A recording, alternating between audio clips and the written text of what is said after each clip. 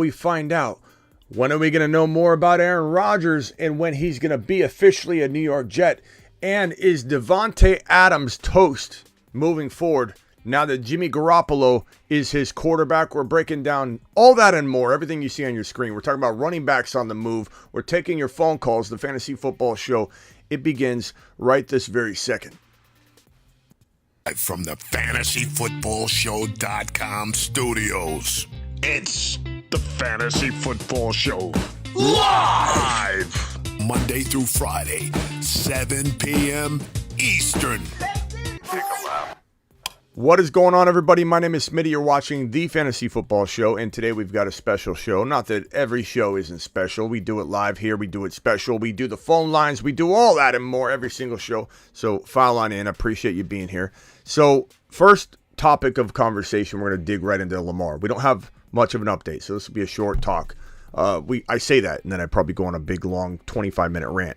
But Lamar Jackson, there's not much movement. There's not a lot of movement. We don't know where he's going. We don't know what teams are even interested. We're seeing teams scoop up backup quarterbacks or potential starting caliber, arguable, guys that could potentially put a team in a position where they can't go get another quarterback. We're seeing those things happen in Washington. We're seeing the window close for some of these opportunities.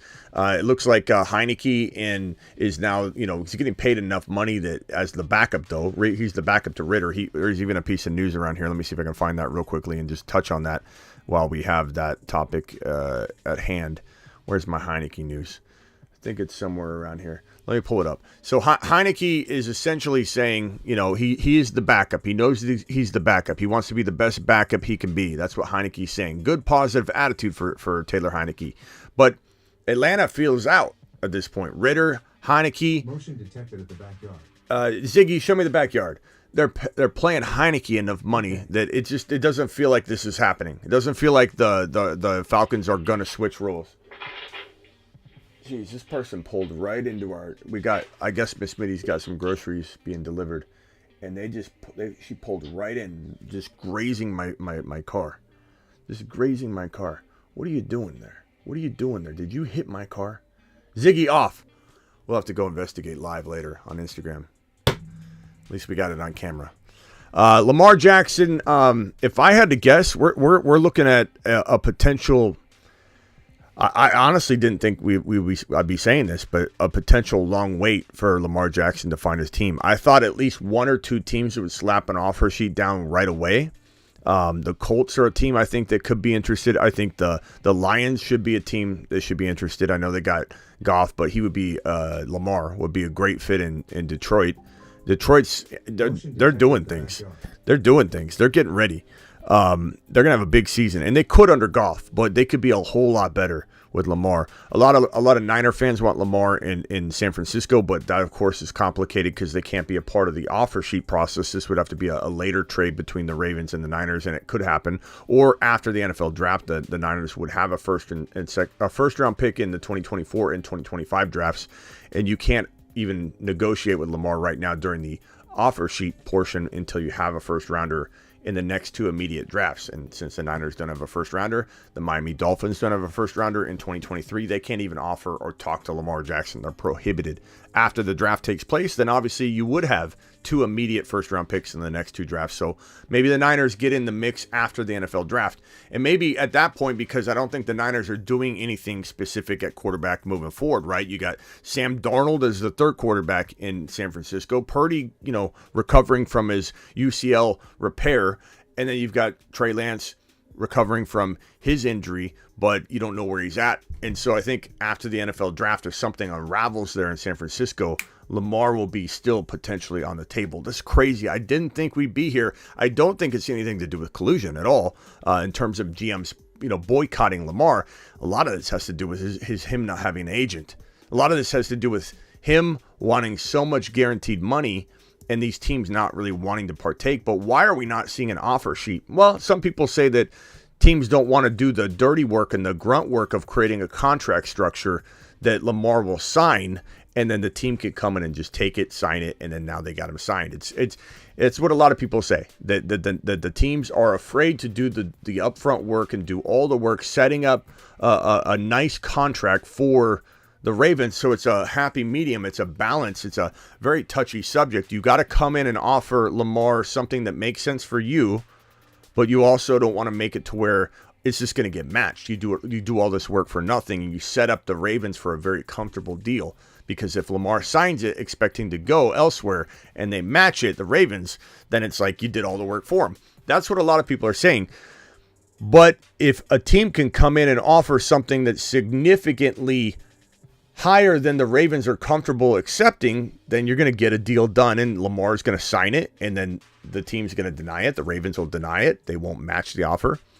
And then the 2 first-rounders head on over to the Ravens. The problem with the Detroit Lion example, though, in this context, is the Detroit Lions have this number 6 overall pick. I mean, granted, they have also this 18, but I'm pretty confident the first of the 2 would be going. So Detroit's not giving that up. So Detroit's almost out of the mix. Falcons have the number 8 pick. I don't think they want to send that pick, even if they were, let's say, not going after the Ritter-Heineke approach, which I think they are.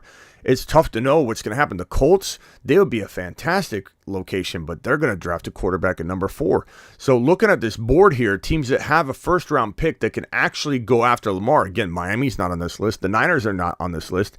If we look down the list, it's Tennessee at 11, and I hate that landing spot for Lamar. It does no good. It puts him in a very similar situation without support, and Lamar is more likely to fail in Tennessee than he is any of these other locations we've talked about. So Tennessee and Baltimore are not that different. Baltimore might even be better than Tennessee. To stay in Baltimore with this number 22 overall pick and maybe get a wide receiver like Zay Flowers, that might be better than going to Tennessee and Tennessee losing this pick in that exchange. And then what? Who is Lamar throwing the football to? He's back to square one. He's also on a long-term deal where Derrick Henry's not going to be Derrick Henry for much longer. Washington feels like the best location to me at this point. Washington feels like, so far, looking down this entire list here, without any of these teams willing to give up a first-rounder being this high, Eagles don't need a quarterback. Bears don't need a quarterback. Falcons aren't giving up the 8 pick, we think, and they're also sold on their 2-quarterback approach. Raiders, they got Jimmy G. They're all squared away, aren't they? And the Lions, they got Goff, and I don't think they're giving up that 6 pick. So we're going down the list here. Tennessee, Houston's going quarterback at 2. The Jets got Aaron Rodgers. New England Patriots are the one wild card. The one wild card. The New England Patriots could be a team I could see offering a big deal to Lamar, one that the Ravens would turn down. So far, it's Tennessee, New England, Washington, Tampa Bay. No, they're obviously going in a different direction. The Chargers, no. The Baltimore Ravens obviously could return there. Minnesota Vikings, no. They restructured Cousins. Obviously the Giants, no. Obviously the Jaguars, no. Dallas, I mean, some people have rumored they want to get rid of Dak, but that's too complicated. It's not happening. Buffalo, no. Cincy, no. New Orleans just got Carr. Philly, no. KC, no. They're really, I mean, we're breaking it down. There literally are 3 options right now for Lamar, because he's been putting himself in a horrible position not to have this back channeling going on during the scooping up of all these free agent quarterbacks during the 2-day window prior to free agency opening up and the new league calendar year opening up yesterday. He had no back channeling going on. And no teams could even discuss a word with him specifically because he's his own agent, him and his mom, and he lost out on the couple opportunities that may have been available to him. The Raiders could have been one. The Falcons could have been one. Those are gone. It's now Tennessee, it's now New England, and it's Washington. And that's essentially it. There are no other locations. Nobody has a first-round pick. This is the board. These are the teams that have a first-round pick this year that can actually partake in the offer sheet up to Lamar Jackson. So 3 teams. New England is the one I'm rooting for at this point. Not because I love what New England does for quarterbacks, but it would put Bill Belichick in a new he'd give him a brand new toy. He could tool his offense around it, and it actually would be something that could develop and evolve, because we know Bill does good with quarterbacks when he has a good one. He just hasn't had a good one since Tom Brady, and Mac Jones is not it, pal. He's not it. Zappy, he's more exciting than Mac, but those aren't long-term quarterbacks. I'm rooting for New England. I don't know if it's going to happen. Yeah, the Raiders, as Joe said right here, Joe's 100,000% correct. The Raiders would have been nice. Not from a winning perspective, because Carr couldn't win there. I don't think Lamar's going to win there. Not to the degree you're winning the Super Bowl or really going on a serious Super Bowl run, because the defense is so awful. But fantasy-wise, we would have loved Lamar in a Raiders uniform from a fantasy football perspective, getting the ball to Davante Adams, which we're going to get to in a minute. But now, right now, according to my eyeballs, looking at the teams that have the draft capital to lay down an offer sheet. Now, the Niners come back into play later. The Dolphins come back into play potentially later, although Mike White makes it pretty secured up there in Miami. You've got Tua, you got Mike White. You don't really have the need for Lamar that you would have if you would have brought in somebody a little lesser as that backup quarterback. I really like Mike White. But they still could be entertaining it if, let's say, Tua suffers a concussion between now and when Lamar's like on the potential move in a trade later on, or no offer sheets have been offered to Lamar. The NFL draft passes, and the Niners and the Dolphins now get to play ball with the offer sheet game because the draft is over, and now the closest draft is 2024. And so, Miami Dolphins and 49ers are players, but down the road. Bro, this is crazy. This is absolute crazy, to be honest with you. This is not collusion. This is an unraveling of Lamar's value, but for a whole bunch of reasons. Maybe there are a couple teams that are colluding. I'm not saying that there isn't the possibility of that, but this is not a league-wide, let's boycott Lamar. Let's put players in their place and not give guaranteed contracts. This is not that. This is that the availability is just not there. Lamar and AZ would be nice, but Gannon loves Kyler Murray, and that's not going to happen. I heard something is up with Jimmy G signing. They canceled their press conference. I don't know if there's anything specific about that, but we'll talk about that in a minute. Congratulations to Jacoby Brissett, to the moon. Maybe the new Geno, says Joe. Brissett I like a lot. Brissett's he is like a Geno. I think it's a really good example. And Brissett, the way he won. The way he won and stepped away very, very graciously. That was kind of impressive, the way he handled himself. Let me put that piece of news on the screen so everybody knows what time it is on the Jacoby front. This is crazy. There's so much going on right now, guys. This is a fantastic time of year. This is the best time of year. I also got some news about my chair. I don't know if you noticed, the old chair is back in its place. I'll explain that in a minute. I'm going to stand up in a minute, and I got to explain why I got to stand in a minute too. Your boy Smitty's having a few issues today. Commanders signed QB Jacoby Brissett, formerly of the Browns, to a 1-year, $10 million contract. And so that's great news for this guy. We love Brissett. Brissett was a good play for the Niners, I thought. And the Niners signed a very bad Sam Darnold. They should have went after Brissett. This news says here that Brissett was brought in to Cleveland to be the team's bridge until Deshaun Watson had completed his suspension. Brissett was more than a bridge. He put together solid numbers on a few advanced metrics. Let's see here. The Commanders are set on seeing what they have in Sam Howell, and Brissett gives them a solid floor if Howell struggles and they got to replace him midseason. So you would think by this number, though, that this is a competing amount of money. And you've heard the Washington Commanders say a couple things in a couple different ways, and they're very, very different things. You've heard them say Brissett or Sam Howell's our guy. We fully believe in him. And then you've heard, okay, potentially if somebody beats him out, so be it. That type of thing. So now you've got Brissett, who's a veteran, somebody that could beat him out. And if he beats him out, I think he beats him out. I don't think Sam Howell's going to be locked in. Brissett might have a chance at winning this job, especially with this $10 million contract. Not that that's crazy, but it's a decent amount of money to say this is for sure a backup. So Brissett might actually get a crack at the starting job. We got super chats in here on the way. Let me read these super chats real quick because super chats always take precedent. Appreciate you, Callie, for dropping this one. Callie says, with Zeke gone, I can see Dallas popping the bottles on some Chardonnay. Get Charbonnet. Pop open a nice bottle of Charbonnet.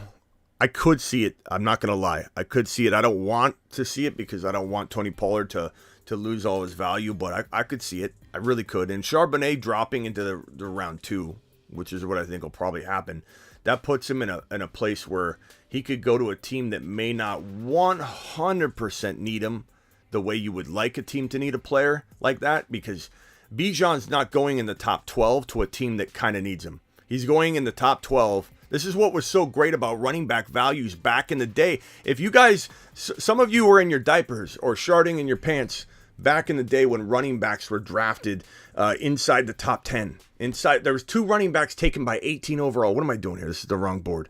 We're going to the draft board. So it used to be where in the top, let's say top 14, 2 running backs would go by the top 14, 15, 16, 17, 18. Sometimes 3 running backs would go. Sometimes 4 or 5 running backs would go in round 1. And one could go at 2. One could go at 3 overall. Adrian Peterson was in the top 10. It used to be the way it was. And the great thing about the olden days for RBs is if you took a running back in the top 10 for draft capital reasons and for salary reasons, you needed that running back as a workhorse full-time back. You wouldn't be like, let's say, the Raiders, and you got Josh Jacobs tagged, and you're going to go ahead and take an RB there. You're not. You're not taking Bijan. If you've got Josh Jacobs franchise tag, you're not drafting Bijan at 7, right? Would you draft Charbonnet, or would you draft Sean Tucker around 3 or 4? Even if you're the Raiders? Maybe. So that's where it gets kind of complicated. So Charbonnet, unfortunately, is a round 2 guy. Maybe top of round 2. Maybe he creeps into the bottom of round 1. It's possible. He looked great at his pro day. He looks phenomenal. He's such an absolute monster, this Zach Charbonnet. Pop open a nice bottle of Charbonnet. Pop it open, bro. This guy is such an absolute monster that it wouldn't shock me if he climbed to 30 overall and got drafted by the Philadelphia Eagles at number 30. Let's go, mashed potatoes! Yeah, buddy. I could see it. I could see it. I would absolutely love it. But he could go at the top of 2. And the crazy part about round 2 draft capitals is looked at so differently that like Dallas could take him. Dallas could trade up for him in the second round. Draft capital is different, all that stuff. So, bro, I don't know. It's tough to say. I hope you're wrong, though. I hope he's not there because I want Tony Pollard to go to the moon by himself. I don't need a 2-man shuttle to the moon. We need Tony Pollard on his own separate shuttle to the moon. We don't need none of the sharing shuttle stuff, okay? This is a separate lone flight we want. God, it's 17 minutes in and I'm still on Lamar Jackson, aren't I? I'm trying to work on my dragging things out, but you know, you're here for a reason, so clearly the show is, I guess, entertaining enough. Cheryl in the building, appreciate you, Cheryl. What's up, D-Class? What's up, Jake L? First in the building today, Blind Larry, what's up? First in the building was Austin, Jake L, non-interesting name, Golf, Thomas, appreciate you all being here. Thank you for that super chat, Callie. Super chats are always absolutely phenomenal. Never expected, always appreciated. Thank you. I work for you. Speaking of monsters, don't forget about Javonte. Javante's a monster, and we're going to send him to the moon because he's Javonte. And let's not forget that Javonte was in last year's, I got the yearbook back from last year, 2022 Moon Men. And in said yearbook, look at this yearbook. Look at this crew. Look at this phenomenal crew. Best couple in the bottom right corner. Most likely to succeed. That didn't work out. Those usually don't work out. Everything else looks like a marvel. Except for the music. Everything looks like a magnificent marvel. And what were we even talking about? Who were we talking about? I forget who we were talking about. What was the question? I don't know. Was it Pollard? Was it? I don't know. Anyway. Yearbook. There's the yearbook. Enjoy. What's this right here? This little image right here. Let me move this out of the way. Oh, we got to talk about that again because if anybody didn't see it, let me address it real quick. Adam Schefter dragged the dirty laundry of a text out in the open and said this is what, when he tried to text message Aaron Rodgers to confirm the report, Aaron Rodgers said, "Lose my number. Good try, though." And this was not playful. This is Rodgers being very upset because he's very upset at Adam Schefter and Ian Rappaport. He thinks that their reporting is garbage in terms of Aaron Rodgers related news because they claim to have information about what he's going to do when he's going to do it. And Aaron Rodgers went on record saying there is zero, Javante, thank you, Ron. There is zero reason to believe anything Adam Schefter and Ian Rappaport say on Aaron Rodgers. This is from Aaron Rodgers' mouth. It's crap. It's shiat, basically, is what Aaron Rodgers said. And so for him to air out this dirty laundry in a private text message, lose my number, good try though, Aaron Rodgers snapped back and said, you want me to share? He wants to share text messages? I could share some text messages. It was absolutely unbelievable. And I'm laughing. I've been laughing the last couple days at how much of a worried William and petrified Peter Ian Rappaport's been lately regarding this Aaron Rodgers news. This is my territory. This is my lane. How dare anybody report but me? And then Pat McAfee comes and steps all over and rains all over and pees all over his parade. And he thought, okay, because he's already mad at Trey Wingo. Trey Wingo knew. Can we all give Trey Wingo a round of applause? Exactly what he was doing. Trey Wingo to the moon. Trey Wingo to the moon. Trey Wingo said this was as good as done on Friday. Let me see if I got my Trey Wingo image. Here's what Trey Wingo tweeted. He said, this wasn't 4 hours ago, I screenshotted it, but it was on Friday. He says, hearing Rodgers to the Jets is done. Done.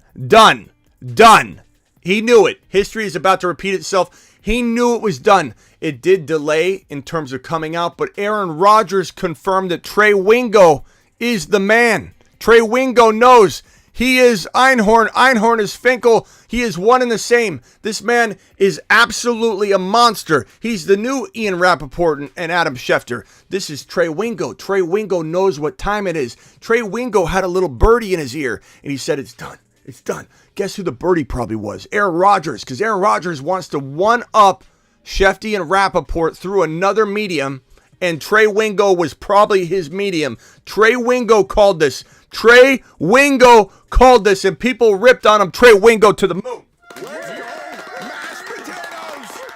You guys like the new angles back, the old angles back? I put the old angle back. I think it's much better. Mashed potatoes. It's a much better feel than the other angle. The other angle was nice. It showed all the monitors, and it was a nice angle, but I really very much like that. I got to talk about my chair. My old chair's back.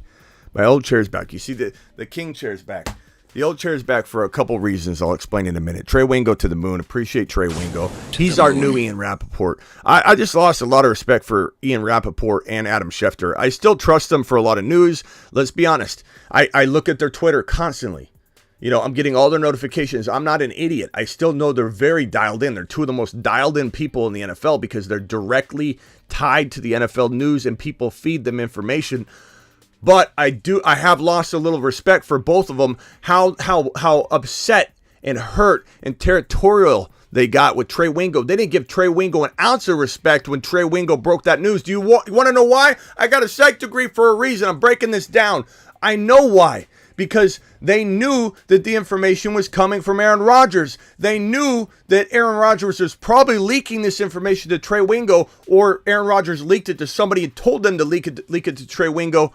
And so therefore, they felt left out. They didn't want to confirm it. They didn't want to validate that Trey Wingo had the inside scoop. The man who knew that Woody and the brass of the New York Jets were flying private jet to Aaron Rodgers to meet with him, Trey Wingo knew. Trey Wingo knows all. Trey Wingo to the moon. Back to this Ron Navy, Javante Williams. That's why I showed the yearbook earlier. So last year's bold predictions, last year, right here. Javante Williams was on this list as well. I need to put Javante in here. That's why I didn't, when I came over here, I didn't. Javante Williams didn't explode, but he was on the yearbook, or he was in the 2022 bold predictions, and he didn't work out. So somebody said Javante to the moon. Don't forget about Javante. Javante, we need to wait on his recovery process and see if he's potentially going to be ready for week 1. We've heard two different things. He might start the year on the PUP, and then he could be ready for week 1. We don't fully know yet. We've heard two different things. We feel Breece Hall is way ahead of schedule, and as I said, you would hear he's way ahead of schedule. That was number 1 that actually happened. That premonition came true. Premonition number 2. I went to the mountains and I saw this vision. Okay, the vision was we heard people say, and I want to say like maybe May, June, July, somewhere in that territory. The vision's a little unclear, but the vision went something like this. I heard voices of people saying, and news wires everywhere saying, you can't even tell he tore his ACL. And so we're going to be absolutely getting breached all around. Get breached. Everybody get breached. Get breached. Let's go. Mashed potatoes. Breached in 2023. I don't know about you. This is a special player. A very special player, a real unique individual, Breece Hall, a very young player. And when I hear people say, Smitty, you weren't high on Barkley or J.K. Dobbins last year, coming off there, or Barkley the year prior, and I wasn't. I said, stay away from Barkley his year coming back from his ACL tear. In all fairness, I was even cautious about him coming into last year, and he was well worth it. Barkley to the moon. Let's that one I was a little overly cautious on, and I admit that I was too cautious on Barkley. I said I liked him in round 3, like top of 3, but I didn't love Barkley in round 2. Barkley crushed round 2 value. Barkley to the moon. But I did say stay away from him coming off his first ACL tear year, and he was an absolute bust that year. J.K. Dobbins, stay away from him. He was an absolute bust for most of the year. And people say, Smitty, why did you say that, but you love Breece Hall? Are you biased? I'm biased because he's an absolute monster. Okay, so is there bias involved? Yeah, because my eyeballs detect a beast in the making. And that beast showed himself in his rookie season on his way to being the number 1 running back in the National Football League. Yeah, maybe Christian McCaffrey and Breece Hall would have fought neck and neck each week, but he was in full running back 1 overall mode. He absolutely was. Everyone would have drafted him 1 or 2 overall if you were starting over with your fantasy league in week 10, 11, 12. Had he not got hurt, he would have been number 1 or number 2 overall pick in any draft. Week 10, week 12, any redraft that you would do mid-season, he'd be number 1. And so when someone says, hey, Smitty, this is crazy. You're expecting too much out of a guy that tore his ACL. He's younger than really anybody we've seen tear their ACL that has become running back number 1. We haven't seen somebody become running back number 1 like he did and tear their ACL in that rookie season. He's very, very, very, very young. We also got Darius Slay news that I haven't broke yet either. That was earlier. It's not like it just broke right now, but we need to address it because there's a lot of Eagle haters out there that think the Eagles are going to fall off. They're losing people left and right. This Eagle team's falling apart. They're dissolving before our very eyes. Just people complaining about the Eagles constantly in their potential, like trying to tear them down. It all comes off as a bunch of crying. Darius Slay, just after less than 1 day of being potentially saying goodbye and being gone off the squad, gonna be elsewhere. Darius Slay, 2-year extension through 2025. He's staying. The Eagles are still on top. The Eagles are still the team to beat in the NFC. I'm sorry, but they are. I think the Bears are going to be a team that's going to make people think, oh God, where'd this team come from? The Bears are the Bengals. The Bengals are the team that came out of nowhere that everybody laughed at. Division winner, your boy said. Super Bowl contender, your boy said 2 years ago when they looked like a joke. Jamar Chase puts them in a Super Bowl contending form. And they're a division winner with Jamar Chase, not Penny Sewell. Jamar Chase is the answer. He's the ticket. Jamar was the ticket. Jamar is an absolute monster. Probably the number 1 overall pick in fantasy football 2023, or at least number 2 if you take JJ 1. But those two guys, wide receiver, I think everybody wants to go JJ or Jamar Chase to a big degree walking into 2023. Who wants to trust RBs in today's fantasy football landscape? Nobody. Not if Jamar Chase and JJ are sitting there. Why'd I get on that topic? Where am I going? I don't even know where I'm going anymore. I just ramble now. I'm so brain fried from all this breaking news and live streams. Foreman. Yeah, I haven't got to that yet. I'm trying to get to all these. I got things popping up left and right. Deontay Foreman. Okay, let's get to the Deontay Foreman news. Hold on. Let me pull that up and screenshot. I like to have the screenshot. I like to go through it in order. So give me a second. Oh God, there's so much news. Let me just hold this one up. But there's the Eagles tight end. Tunyon to the Bears. Tunyon to the Bears. That was an interesting one. QB Drew Lock Drew Lock signs a $4 million deal, 1-year deal, $4 million with some incentives. Head into the Seahawks. Trying to find an image of this Deonta Foreman one. Let me see if I can get. Here it is. All right, Deonta Foreman. Here's the Deonta Foreman news. I just wanted to grab a visual for you, popping it on the screen right now. Phone lines are going to be open in 1 second, so if you guys want to dial in, or if you want to dial in right now, you can stay on hold or give me a quick, 10-second question and hang out for a panel talk. I'll throw you on a panel. We'll get as many people on the phone as we can. We'll try and get 25 people on the phone if we can. We'll make it a day. This right here, Deonta Foreman. Boom. Bears are signing former Panther running back Deonta Foreman to a 1-year, $3 million deal. This doesn't nix any idea of maybe going Bijan, but maybe they go Jackson Smith-Njigba. Maybe they go defensive piece. Maybe they could go 100 different directions with that number 9 overall pick. If I'm the Bears, I draft Jackson Smith-Njigba or I draft Bijan Robinson. There really is no other alternative for me. I think a defensive player, especially one player in particular that keeps falling, that was potentially the number 1 overall player, that's on the table for sure at number 9. There's some questions of whether that should even be the situation, but we'll get to that in a minute. We'll get to that. We'll get to all that in a minute. So hang tight. I truly believe that Jackson Smith-Njigba and Zach Charbonnet would be probably the best way to go. Or if you were to take Bijan Robinson and still trade a second or a third rounder for DeAndre Hopkins, who loves catching the football from a mobile quarterback, Bijan at number 9 overall and Hopkins in a trade. Or you could go Jackson Smith-Njigba at 9 and Zach Charbonnet in round 2. Or you could go defensive piece in round 2, Jackson Smith-Njigba at 9, and trade a second round pick for Austin Eckler, Derrick Henry, or Dalvin Cook. That's how you pile on top of one of the best off seasons we've seen in a long time by the Chicago Bears. They've been doing good work. The Chicago Bears should be very proud of themselves. God, we're 32 minutes into the show and I haven't got to my second topic here. Aaron Rodgers, we have no new information other than all this stuff leaking out about his list.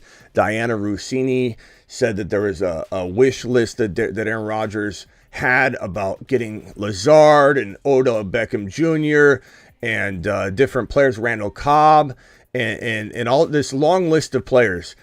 And Pat McAfee worded it, if I remember correctly, as a demand list. And so that's what caused this huge disconnect. But Aaron Rodgers still fully shot it down and says it's ridiculous. There's no list. This list was not created according to Aaron Rodgers. You can believe Aaron Rodgers or you can believe Diana Rossini. You can believe whatever you want, but she refuses to take the L on it. She refuses to take the L. And where does she get this list? Where does she get this information? Was it a per source? Was it a per source thing? Let me see if I can find this original tweet and see if we can find out if it had like a per source next to it. Does anybody have the original? Let's see if I can find the original list. This might be it right here. I'm not sure. No, that's not it. That's the Jalen Carter situation, which that's horrible. Jalen Carter weighed 9 pounds heavier than he did at last month's combine at Georgia's pro day. He didn't finish the position drills at his pro day because of cramping and heavy breathing. This is just unraveling for Jalen Carter. Just unraveling. Just straight up unraveling for him. So anyways, long story short, someone said, oh no, not Aaron Rodgers again. I promise I won't stay long on this. I'll just say that it was crazy, that the Diana Rossini thing. She's refusing to take an L on it. He said there was no list. There's all kinds of drama going on. That's really it. We're waiting on the compensation. Aaron Rodgers did not keep anybody waiting. The Green Bay Packers have been reportedly keeping this thing held up because of the compensation. He'll be a Jet. We just don't know if the trade can even happen before June 1 because of salary reasons. There could, and I predicted the other day that we might hear something to the tune of this breaking later that there is some sort of contract, contractual reason that they have to even wait on this. So we'll find out more information later. Okay, so Adams, this is a sad little segment. Let me move some of this down. Adams is, I have it in the title, is Adams toast? Terry says, Smitty, can we stop on A-Rod? The guy's not worth it. Man is a diva. Terry, we got to talk about stuff that's in the news, bro. So I think I did a good job trying to wrap it up. So I'm sorry if you're getting tired of hearing about A-Rod. There's going to be a lot more on A-Rod, I'm just telling you. But we don't have anything new, so it wasn't going to stay on it long. I think Adams is toast to the degree he's a top 5 wide receiver. I don't see how Jimmy G, and I won't go too long on this because you guys heard me rant on Jimmy G enough. I don't see how Jimmy G, who throws hospital balls, and what I mean by a hospital ball is that he'll throw a ball up in the air so it's hanging in the air, and the receiver has to go up and get it, and he gets hit in the back, and he winds up injured. I don't see how Adams is going to, stay healthy, catching footballs from errant passes from Jimmy G, and I don't know how he's going to be involved enough to even come close to his 1,500 yards, 100 receptions, and 14 touchdown production that he had under Derek Carr. I'm totally fading Davante Adams anywhere inside round 1. Where he falls in round 2 might determine whether I get back in that line in the sand. We always talk about the line in the sand is a very important thing to know and understand when we talk about fantasy football value. So hear me out here when we talk about line in the sand. Line in the sand is important for anything. If you're sitting there and you're in round 1 and round 2 here, right? If you're sitting there and you're going, where is the line in the sand for a guy like Eckler for me? Because I feel like Eckler entering his 28 age season is set up for some missed games, and I'm worried about owning him. So he's a no-go for me in round 1 because I feel like Eckler's just not worth the risk when there's other players I absolutely love in this round 1 territory, like Bijan or even Tyreek Hill. But once you get into a place where there's that line, wherever the line may be, where he's avoid, and then you cross through this line and he flips into a total buy, okay? That line in the sand is there for every player. Even a player like Leonard Fournette, who I absolutely hated last year, and I think he's not any better this year, obviously, but there's probably a place in a draft that probably way downstream where Leonard Fournette's an avoid, line in the sand. Okay, I'll take him. Everybody's got a line in the sand. Everybody. So Davante Adams is line in the sand. If we were to say here's round 1 and round 2, he's a total avoid in round 1. That line does not appear in round 1, that line in the sand. The line in the sand for me, I imagine, would be probably after Garrett Wilson's gone, after Chris Olave's gone, after Tyreek Hill obviously is gone, after CeeDee Lamb's gone. So that puts you in like a mid-second territory where I can't even consider Davante Adams' line in the sand being any higher than mid-second round. And even then, I don't know if I'm going QB. Any one of the 4 QBs, Hurts or Mahomes or Josh Allen or Burrow, those feel more secure to me for my team build than going Davante Adams, who's going to be very hard-pressed to get anywhere near double-digit touchdowns. He might not even break 1,100 yards with Jimmy G if he even is able to eclipse 1,000 yards, assuming he stays healthy, catching hospital passes. I'm totally out of Davante Adams. Do I think he could potentially get like 1,000 yards and 7 to 8 touchdowns with Jimmy G?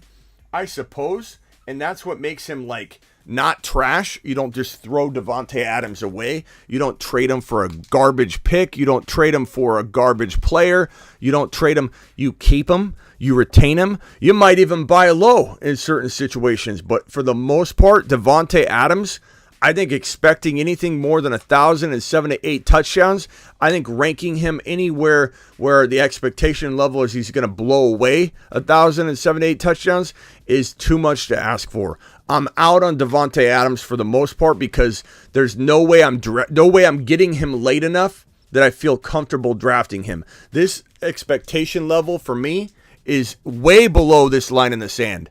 That means that people are drafting Davante Adams almost 10 times out of 10 before he ever reaches my line in the sand where he flips from avoid into a potential bargain value. So I stay away from Davante Adams. Let's get to the next piece of news. Then we're going to get to the phone calls. Running backs, we talked about this on a separate show, but keep in mind and stay glued to the channel because Henry, Dalvin Cook, and Austin Eckler, maybe Nick Chubb, but less likely Nick Chubb because the Browns, I believe, are in they think win now mode. So Chubb is not likely to get traded, but he's been kicked around on news wires. So we haven't put him on the screen, and I don't know that Chubb will be traded. But you've got Derrick Henry, Dalvin Cook, and Austin Eckler. Not just potential like what if scenarios. We're talking about Henry and Austin Eckler being very, very likely to be moved. Very likely. And now Dalvin Cook is entering that equation as well, to where we're hearing it by more than just one or two sources. And we're hearing it from a lot of different like areas and from different levels of NFL news sources, right? It's not just some random Atlantic writer or something. Like we're hearing it from a lot of people. And Dalvin Cook's got so many injuries and shoulder concerns that it's smart to potentially shop him because he's on the decline. But if he fell into like a Buffalo situation where he played with his brother, ironically, I could see that happening. You might get the most out of him. You might squeeze the most out of that turnip at that point because he's going to play less. He's going to have less mileage. He's still probably explosive in short bursts. And I'm not saying he wouldn't be a 1,000-yard rusher in Buffalo, but you could literally have a Dalvin Cook that gets 10, 11, 12 touchdowns on 900 rushing yards, 200 or 300 receiving. But it's such a dynamic piece to add to the offense. It makes the Buffalo Bills that it levels them up to compete with the Kansas City Chiefs. Derrick Henry in Buffalo also would probably extend his ability to maybe score more fantasy points over the course of 17 weeks versus in Tennessee, he gets injured. In Tennessee, he's a total bust, in my opinion, at the end of the day, because he's going to see 8-man front after 8-man front in a very, very pathetic offense. That his yards per carry are dropping, and he's going to end up being like a 3.5 yard per carry running back at the end of the year. Now, you used to be able to give Derrick Henry so much volume that yard per carry wouldn't matter. The drop in yards per carry, losing a step a little bit, didn't matter. Now his rushing lanes are going to close off because there's no potential weapons to stretch the field. The quarterback plays garbage. The Tennessee Titans are falling apart. I think they really do want to trade Derrick Henry. If they don't trade him, he's an avoid for me in round one, a total avoid. And I don't think you even need to draft him in round one. So where's my line in the sand there? We'll address that later. But if Derrick Henry gets traded to Buffalo, Buffalo is a very, very different situation for Derrick Henry. And like I explained with Dalvin Cook, you might actually have Derrick Henry score 10 to 12 touchdowns at a 900-yard, 1,000-yard even type of running capacity. And that could keep him healthy for 17 games and make the Buffalo Bill offense so dynamic. It could be a way to squeeze one more year out of Derrick Henry in a very unique way. So Derrick Henry on the move, Eckler to Cincinnati, Eckler to Chicago, Eckler to Buffalo, Eckler to the Eagles. None of these teams going after any one of these running backs is all possible. Stay glued to the channel. Now it is time for phone calls and taking your questions in the chat. Call into the show. Call into the show.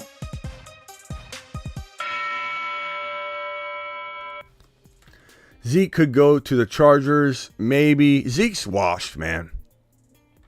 Zeke ain't doing much. Zeke to Buffalo, I can see that happening, Terry. It's certainly possible.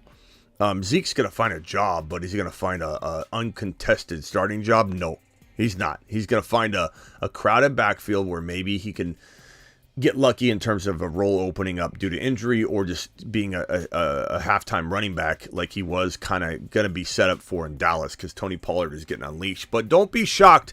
I said this. I'd rather Zeke stay. I was very much into the idea of Zeke staying in Dallas versus them letting him go. And Zeke's not cut yet. They're going to cut him in June 1. But they're announcing that he's going to be cut, but he can't be cut until June 1. But Zeke is better in Dallas for Tony Pollard owners than some fresh young rookie running back. Or they bring in Kareem Hunt. Like Jerry Jones wants to run the football. And granted, we don't want Pollard running 22 times a game, so we need a Zeke Elliott in there. And so they're going to bring in a running back, a between the tackles kind of like grunt running back. What if Kareem Hunt lands in Dallas? What are you going to think then, versus Zeke? I think people should have been wishing Zeke stayed in Dallas. You're live on the Fantasy Football Show. Who am I talking to? What's up, man? It's Drew. What's up, Drew? What can I do for you, Drew? Hey, man, I want to ask you a question. I'm a Jets fan. Of course, Aaron Rodgers, is top of the wish list, and hopefully we get him. But check this out. If we got Wilson, Lazard on the outside, Moore on the inside, we got Hall, Rodgers in the backfield. Hall and Rodgers in the backfield. And then we got Conklin at tight end. And so say Beckham comes back healthy. He looks like a beast in the pictures. Who knows his health? Whatever. And then AVT, we pick up maybe a center or bring back the center. What do you think the production, if healthy, could look like on the offensive line and offense in general? Very good, bro. I think you guys are going to be unreal. And there's a lot of factors involved in offensive line production. Everybody just thinks that it carries over from the previous year. Like, everyone thinks that if you don't improve your offensive line through bodies, through bringing in actual talent, you aren't going to improve on the offensive line. Number one, you can coach up offensive line players. Look at the Niners' offensive line, and they didn't have an offensive line. Everyone was so worried about it. Granted, their offensive line injured Jimmy G.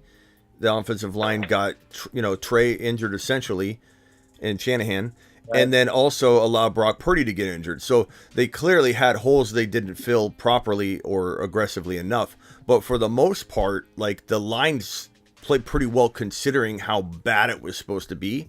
But you can coach up offensive line, okay? But you have to have the right coaches for that. Also, when your offense can't move the football down the field, you face different schemes and defensive fronts and have a lot different success with your current offensive line. When you got a quick signal caller that releases the football quickly like Aaron Rodgers, your offensive line production instantly gets better, like immediately. Like when the Cardinals brought over Kurt Warner, we had one of the worst offensive lines in football. Ron, I'm trying to accept your call, but for some reason it's not letting me when he's on the call. I don't know. Sometimes some phone numbers, they do that. So Ron, call back as soon as he's done. Actually, bro, Ron, call in again. Jets fan Drew, call right back in again. I want to add you on this call because I want to take care of you. But for some reason, when I'm on the phone with you, I'm not able to add anybody. So hang up real quick, Jets fan Drew, and call back after Ron Navy's on. Ron, call in again. Drew, make sure you call back though, bro. So let me add Ron in here. But when Kurt Warner was added to the Arizona Cardinals, our offensive line was trash, and it became a pretty decent offensive line immediately because of the quick release of Kurt Warner. Kurt Warner's quick release was able to spread the defense out. You were no longer able to just rush the same number of guys or set up against Kurt Warner the same way. And so, and especially we spread the ball out with Kurt Warner, so that spread the defense out. With, let's say, Flacco, Wilson, and even Mike White, because Mike White wasn't fully, I believe, enabled in that situation because he kept coming in as a backup. He wasn't preparing in the offseason. There's a lot that goes into that. But you had a very limited offense, right? Just having Aaron Rodgers under center alone will make the offensive line production so much better, just instantly, because of the quick release, because you can't rush the same number of players or present the same schemes against an Aaron Rodgers-led attack. Garrett Wilson will be able to stretch the field differently and better with Aaron Rodgers' accuracy and ability to extend the play. This is a whole different ballgame. And so even if let's say the Jets didn't address the offensive line personnel-wise one bit, you would still have, in my opinion, double the offensive line production, or you would double the effectiveness of it immediately just by adding Aaron Rodgers on the roster. So call back in, bro. I got Ron Navy on the phone, so you're good to go to call in. Ron, what's up?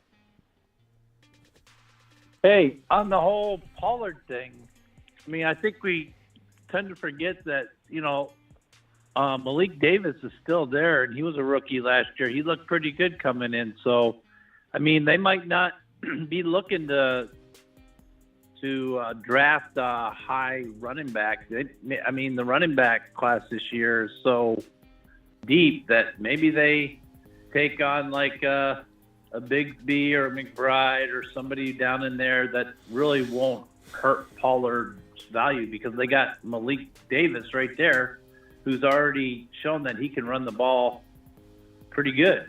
Yeah, I agree with you. I just don't know if Jerry sees it that way. He's the kind of guy who'd be like, we could get Bijan too, let's do it. Like, he doesn't think like we do. We'd be like disaster city. If let's say Dallas has been linked to Bijan in 100,000 different ways.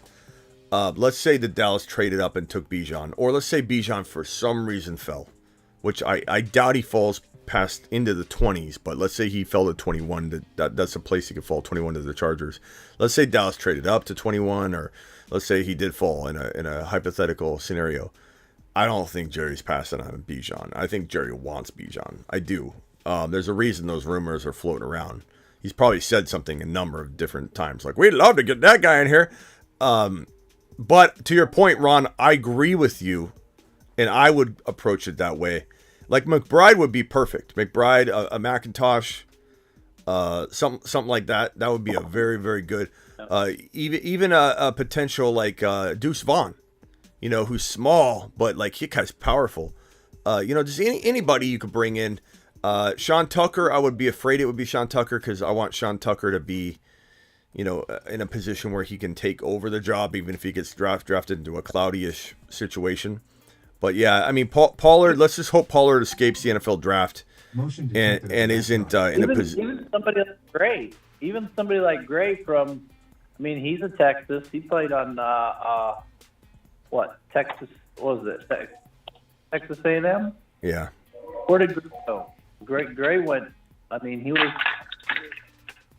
wouldn't be that big of a threat. But I mean, I agree with you. Jerry Jones does his thing, but he seems to like key in on big-time receivers or big-time defensive players, not so much the running backs. What do you think Zay Flowers to Dallas? What would Zay Flowers to Dallas do to CeeDee Lamb and to Dak and for Zay Flowers? Is that a situation where we'd be like, gosh dang it, man, now Lamb's going to lose value, or are we excited about that? Or because I'm trying to picture like Zay Flowers. Jackson Smith and Jigba is probably not going to a location where he's not going to easily be the number one wide receiver because of the draft capital. High draft capital protects a player and fantasy football perspective owner into not having a cloudy situation. But when a player like Zay Flowers, he's smaller, he could be the guy that slips out of the big four wide receivers. He could slip to the fifth or sixth wide receiver, or he could go the number 2 wide receiver. We don't really know. But if Zay slipped to a place where it was like ambiguous to be the number 1, what are we thinking about Zay and with Dak? And it'd be great for Dak. What Dallas needs is they need an outside guy. They need to bring Lamb back into the slot, and they need an outside guy that can take the top off the defenses. I bet that's what. Yeah, I bet you they could go after what's his face, the guy that I said runs with his head down. What's his name? I'm blanking out on him. Not Butte, the other guy. A lot of people's number 2 or 3 wide receiver. What's his name? I'm blanking out. Somebody help me. Addison? No. I got my rookie wide receivers right here. Let me. I don't know why I'm blanking. My brain's fried. My brain's absolutely fried. Someone's gonna say it after I already pull it up, but let me pull up my rookie wide receivers. I am talking and speaking of Hyatt. Thank you, Danger. I can see the Dallas Cowboys drafting Hyatt. Hey, real quickly, we've got Jets fan Drew back on the line. Jets fan Drew, did you hear my explanation on Kurt Warner and how just Kurt Warner's presence alone, like, doubled the effectiveness of the Arizona Cardinals' very bad offensive line? I actually did not. Okay. I am sorry. So what I was trying to say is that Kurt Warner, Cardinals had a horrible line. Kurt Warner comes in, his quick release, his ability to spread a defense out, his ability to extend a play, throw a very accurate deep long ball, all those things, especially spreading out the defense, made the offensive line issues go away like that. We didn't even necessarily need to address it. We did, but for the most part, what I'm trying to say is Aaron Rodgers' presence over Flacco, even Mike White, who wasn't prepared, he just came in as a backup. It's not fair to judge him off of all that. But having Aaron Rodgers come in, bro, and signal call for the Jets improves your offensive line immediately. Now, and you're going to address it too. So it's not like it's just going to go unaddressed, but you 1,000% are going to have massive improvement just from the presence of Aaron Rodgers alone. Defenses respect him, spreading things out. Jets will have 0 offensive line problems. Mark my words, 0 offensive line problems. And then, hey, to a degree. I got another thing though. With him as quarterback, right?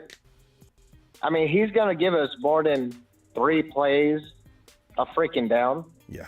You mean a series. How do you think the defense is going to fucking react to that when they're able to, like, sit back, recoup, go over what's going on in the game and not being on the field 80% of the time? Well, I talk about that a lot. I talk about how that's a cascading effect back and forth, that the defense helps the offense helps the defense.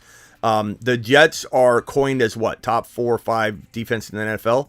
I think they're truly the number 1 defense. They're truly the number 1 defense, but they're always tired. They're always set up for bad field position. The Niners were another example. The Niners had the number 1 defense last year, but there was a string of games where the offense struggled very badly. The offense was very, very bad for a portion of the year before McCaffrey came over. And that's why they made the trade for McCaffrey. Playoff hopes were potentially going to dwindle away. And the Niner defense vanished as the top defense for a few weeks, if you remember correctly. They weren't quite the same defense. Correct. You could do stuff on it. You could run on them. So the Jets are going to be so much better, bro, just by having Aaron Rodgers setting the defense up properly. There's such a thing as defensive field position. And Aaron Rodgers is going to put the defense in amazing spots. So 100%. Of course, as a Jets fan, we suck for fucking ever. I mean, I've been a Jets fan for 40 try and keep the bombs to a little bit of a limit, my guy. I am. Yeah, I'm sorry about that. Yeah. But I mean, as a Jets fan, yes, we've been in the basement forever, bro. And just to have a competent quarterback with the young skilled players that we potentially do have, it sort of like makes us alive again. You know what I mean? It puts us in the topic. It gives us, optimism, on the season coming up. I don't know, man. We feel good. And like I said, man, if the quarterback can give us more than 3 plays a down, I have a feeling our defense is going to be rejuvenated. You mean a series. You keep saying down. Yeah. Yeah. I hear you. Yeah, that whole thing. But you know what I mean? It really, I don't know. It feels good. I hope it all works out, is all I'm saying. Basically. Well, the one thing I'll say, bro, is that it almost worked out with Flacco under center. It almost worked out with Flacco, Zach Wilson, and Mike White quarterback musical chair rotation. Like, you guys literally had a team. I don't know if people remember. Like, sometimes it's hard to reflect back and get a sense of how you felt, especially with fantasy football players and not fans. Like, you probably remember this, but fans watching the games, all the games at once, and that the Jets felt like a good team still. Like, it was like you're a quarterback away, but somehow you guys could still potentially like knock off any team at any moment. Breece Hall was on fire. It's a big difference maker, bro. And Brandon Marshall went out and started. I apparently like watching Aaron Rodgers throw the ball around, right? And I don't know if Brandon Marshall caught footballs. Does anybody know if Brandon Marshall was catching footballs with Aaron Rodgers? I'm not sure about that one. I think it was just a media head. He's watching. I don't know if he was actually playing catch with him too. But he says that Aaron Rodgers hasn't lost a single bit of his ability to throw the football. He said he threw a 45-yarder no look. He said that, he goes, Mahomes throws no look passes all the time, 5-10 yard no looker. He said, I've never seen in my life a person throw a 45-yard missile, no look missile, dead accurate. Aaron Rodgers has not dropped off in talent. People that think Aaron Rodgers has dropped off in talent are going to be sadly mistaken when they watch him play for this absolutely complete team. Just complete team. Just missing the quarterback. The Jets, bro, it doesn't just feel good. It is good. The Jets are a top 8 team in the NFL. They're a top 8 team in the NFL. Anybody can win it. You still got to beat KC. You still got the Eagles. You still got Buffalo. Absolutely. Buffalo's going to be back and forth each year. Josh Allen's the kind of quarterback like Brett Favre. So you know this well. Yep. He's going to win one year for you. He's going to throw it all away in a playoff game the next year for you. That's just Josh Allen. So Josh Allen's always going to be a threat. Burrow's been so consistent these last 2 years. Man, Burrow's still going to be. So I'm not going to say, the Jets are winning the Super Bowl. Like, I'm not saying that because it's so hard to win the Super Bowl. Either. Only one person can win the Super Bowl. So I'm just saying the Jets can win. They could win the Super Bowl. The Jets are one of 8. I'd say one of 8 teams in my top 8. I would seriously, and in best ball, underdog fantasy promo code Smitty. Get on over there. We'll draft tonight. Underdog fantasy. He's been going. Rodgers has been QB 14, bro. QB 14 or 15, Ron. I think around there, and that's going to change. That's going to change. He's probably already climbed up. Ron, did he climb up in your other draft that you did? Hey, 14's good with me, man. All right. Hey, let's go to Ryan real quick. Ryan, what's up? You're live. Ryan, hello. Ryan hung up. Ryan's dying. Ryan got scared. He hung up. Ryan, call back. Ron, where's Aaron Rodgers going in best ball now? He was like QB 14 on Underdog Fantasy. Where's he at now? Well, I mean, he's still kind of far down there. I mean, he's still like great value. I noticed, of course, Garrett Wilson's going like really quick, but then they're still waiting to pick up Rodgers. He's still way down in the ADP. Mm-hmm. Clip it. He's going to be a top 5. That's what I feel. So, I think he could definitely be like 6 to 10. Could he dance in the top 5 all year? Sure. Could he be top 5? Sure. I would bet against it. Let me put it that way. If you said, "Hey, bet me $1,000 right now, Smitty, Aaron Rodgers is not top 5," I wouldn't take the bet. Because I think it's possible. I wouldn't bet on either side of that. But I'm just saying, like, Aaron Rodgers to Garrett Wilson, Aaron Rodgers to Breece Hall, Aaron Rodgers to Lazard. I mean, this is a squad. Like, this is a squad. And as Aaron Rodgers, he's had good defenses before, but has he ever sniffed a defense this good? No, he's not. No, he is not. No. Same thing with Derek Carr. Everybody gives Derek Carr crap. On the outside, never. Yeah, and Derek Carr's never had a defense above number 28 overall. Like, Derek Carr's getting a top 10 defense in the New Orleans Saints. Derek Carr's going to have I would have took him. I would have taken him. Yeah, look, Derek Carr would have been great as a Jet too, but Aaron Rodgers gives you, I would say, a 20% better chance of winning a Super Bowl this year. But Derek Carr gives you a better chance of maybe over the course of 3 or 4 years, if let's say Aaron Rodgers fails, he could step away. They asked Aaron Rodgers, or when Aaron Rodgers was talking with Brandon Marshall on that topic still, Brandon Marshall said, you're going to be a Jet great. And he's like, you can't be a great in 1 year with 1 year playing. And so we don't really know if he meant that in a sense of like, what's NFL Total Access has their top 10 quarterback rankings. Who is this guy that's ranking it right now? Does anybody know who he is? Who's ranking it? He put Jimmy Garoppolo as his number 10 quarterback in the AFC. That's still garbage. Number 10 quarterback in the AFC. That's absolute hogwash. Who is this guy? Is this an intern that they just got up here on the board? Is he trying to clean the board and he accidentally moved Jimmy to number 10? Is he trying to wipe the board? What's going on here? Jimmy Garoppolo number 10. Where's Murray? Oh, is that total or is that AFC or NFC? I guess it's AFC, but still, it's crazy. Top 20 QB. Aaron Rodgers, hold on. He's not going to finish ahead of Allen. He's not going to finish ahead of Mahomes. He's not a mobile quarterback, and that's where he's going to fall behind. I think that even Justin ends up ahead of Aaron Rodgers when all's said and done. Well, I mean, I can understand that. Bill part of it. Fantasy all day. Fantasy probably all day. I could because of the running that. game. I could understand that stance, but Ron, would you, if someone said, "Hey, I bet you $1,000 he's not a top, let's say 6 quarterback," you would take that, or would you be like, "Okay, I just don't think it'll happen, but it's still possible, I suppose." It's possible, yeah, but okay. but the thing is there's so many athletic running quarterbacks ahead of him. It'd be really, really hard for him to do that. And that's Robinson that's ranking those on there. That's B-Rob. Oh. Robinson, remember, from the receiver from Penn State. Oh, okay. Yep. Yeah.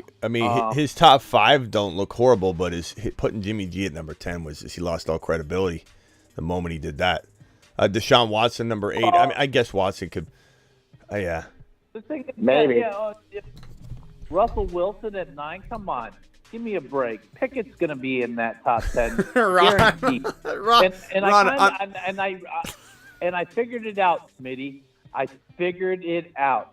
I think I know why every time I try to talk about the Steelers, you shut me down. That's because the Cardinals are your favorite team, and you haven't gotten over the Super Bowl where Big Ben brought us back and won that Super Bowl. Yeah. So you have a thing against the Steelers. That's what it is. Yeah, I wish I had a bias involved, but I don't, Ron. I actually don't. But Santonio Holmes did piss me off that day. I'm not so mad, Ron, about the Cardinals losing. I'm mad about the Cardinals bet that I had to win the Super Bowl. I was about to win a couple grand on that. I put a very small amount of money that paid out, I think it was like $2,000 if the Cardinals won the Super Bowl. And everyone laughed at my ticket, and Santonio Holmes robbed me of all that money. I'm more mad about that than anything. But, Pickett, Ron, I think I'm sure Bruce and Jets fan Drew will probably agree with me here. I think if you were on NFL Network right now and you were ranking these quarterbacks, the same way I reacted to the Jimmy G ranking, we probably would react to the Pickett ranking. If you were going up there and you're ranking Pickett, you probably would have put Pickett. Pickett's better than Jimmy. Definitely. I'm not saying he's not better than Jimmy. Pickett. Jimmy couldn't hold Pickett's jockstrap, but I still feel like you would rank Pickett way too high. I think you would put him. No, I wouldn't. Yeah. I'd put him maybe at 6 Pickett is next Ben. Like I don't think you could rank him at his hand size. It would be something a little bit further down. You need to get off that hand size because he's already proven that doesn't matter. It's the glove. He played in Pitt, inclement weather. He could get little finger extensions. No problem. He don't need finger extensions. Brucey. He's perfectly fine. Brucey, you're live. What's up, Bruce? Hey, what if you pass on Garrett Wilson, but you go for Lazard later? How itchy is that? Like, is that a bad thing? You mean cuffing the two in fantasy? Yeah, like cuffing them or drafting Lazard later because, hey, I'm going to go grab like a Kenneth Walker or something like that. In best ball, it's smart because obviously if one went down, the other would probably thrive. So very, very smart in best ball. That's always good to do in best ball. Handcuffing wide receivers isn't always a good thing either, but that's a creative one. Do I think both will do well? They could. I guess it just depends on the cost of entry. But even in a redraft, a non-best ball format, you're cuffing the two together, and it's not a bad idea. But it just depends on if it's like your 6th, wide receiver spot. But what if Lazard goes really high? My guess is Lazard's going to go high enough to where you don't want to cuff him. I think you'd be passing on too many other players, and you'd be putting all your eggs in that one basket. So I'm going to say pass on it until you find out his ADP. His ADP is probably going to climb. It's probably going to be really high. I guess. And I do appreciate the. And I do appreciate. I got some people I talking do about this. appreciate that guy putting in Jimmy G. Yeah, I know you do. Bruce. Okay, let's go to Scott real quick. Scott, you're live on the show. Hey, Speedy. I want to change the subject a little bit, man. Justin Herbert, I think he is going to have a worse year this year than he had last year, and he had a bad year last year. I don't want to disagree with you, and I don't want to agree with you, but I also don't want to disagree with you. I think much depends on what they do. Let me give you a scenario. If they trade away Austin Eckler and they don't draft Bijan Robinson, if they trade away Austin Eckler, they don't draft Jackson Smith and Jigba. If they literally walk into 2023 without Eckler and without a big monster gun to replace him, and you're going in with Keenan Allen, you're going in with Mike Williams. These guys rotate playing games if they ever play together at the same time. And then what are you going to do at RB? Are you going to sign one of these potential running backs that are left? Let's look at the free agent running back board. We got some of these guys are gone. Jamal's gone. Let me put Jamal. Jamal was. What do you guys think of that Jamal signing? By the way, let's start with Ron real quick. Ron, what do you think of Jamal? Oh, I think it's great. I think it's kind of funny how they're all talking like nothing's gonna happen with Kamara. Like he doesn't have a chance to go to jail or he doesn't have a chance to be suspended. I think it's excellent, and I think he fits in there great. I like it. Yeah. I'd rather him be there than sitting behind Montgomery in Detroit. Yeah. Yeah, I agree. What about Brucey? What do you think of Miles Sanders right now? What are you thinking about Miles Sanders' value now? I think it should rise a little bit, but not too high. I don't think he's not going to have that good of an offensive line as he did last year. Bro, they're not that bad. The Panthers have a good offensive line. They have a good coaching staff and a good offensive line, and they actually ran the ball, really well, like you said last year. I think they're actually a pretty good. We got to take the Panthers off this board as a potential team that needs an RB. Well, they kind of still may look for an RB, but probably not. But the Panthers are a pretty good landing spot for him. I think they've got a really good coaching staff. They've got a really good situation. I don't know that I like Miles Sanders though. That's the only problem. And the thing is, they might lean on him a lot. Because whoever they draft number one, they don't have DJ Moore anymore, so they might rely on him, and he's injury prone. He's shown that. Look at this running back free agent board though. We got 5 landing spots left potentially. I don't think some of you might argue that Chicago with Foreman, they may not want a running back. Some may argue that Mostert and Wilson re-signing means that Miami's not interested in a running back. So I could pretty much agree with those, I guess, to some degree, or fight against it. But if you look at that, if everybody can mute real quick unless you're talking, because we're hearing a massive feedback from somebody. Appreciate that. Whoever is muted, no, wait, hold on. Yeah, try and mute whoever that is. Who is that? There we go.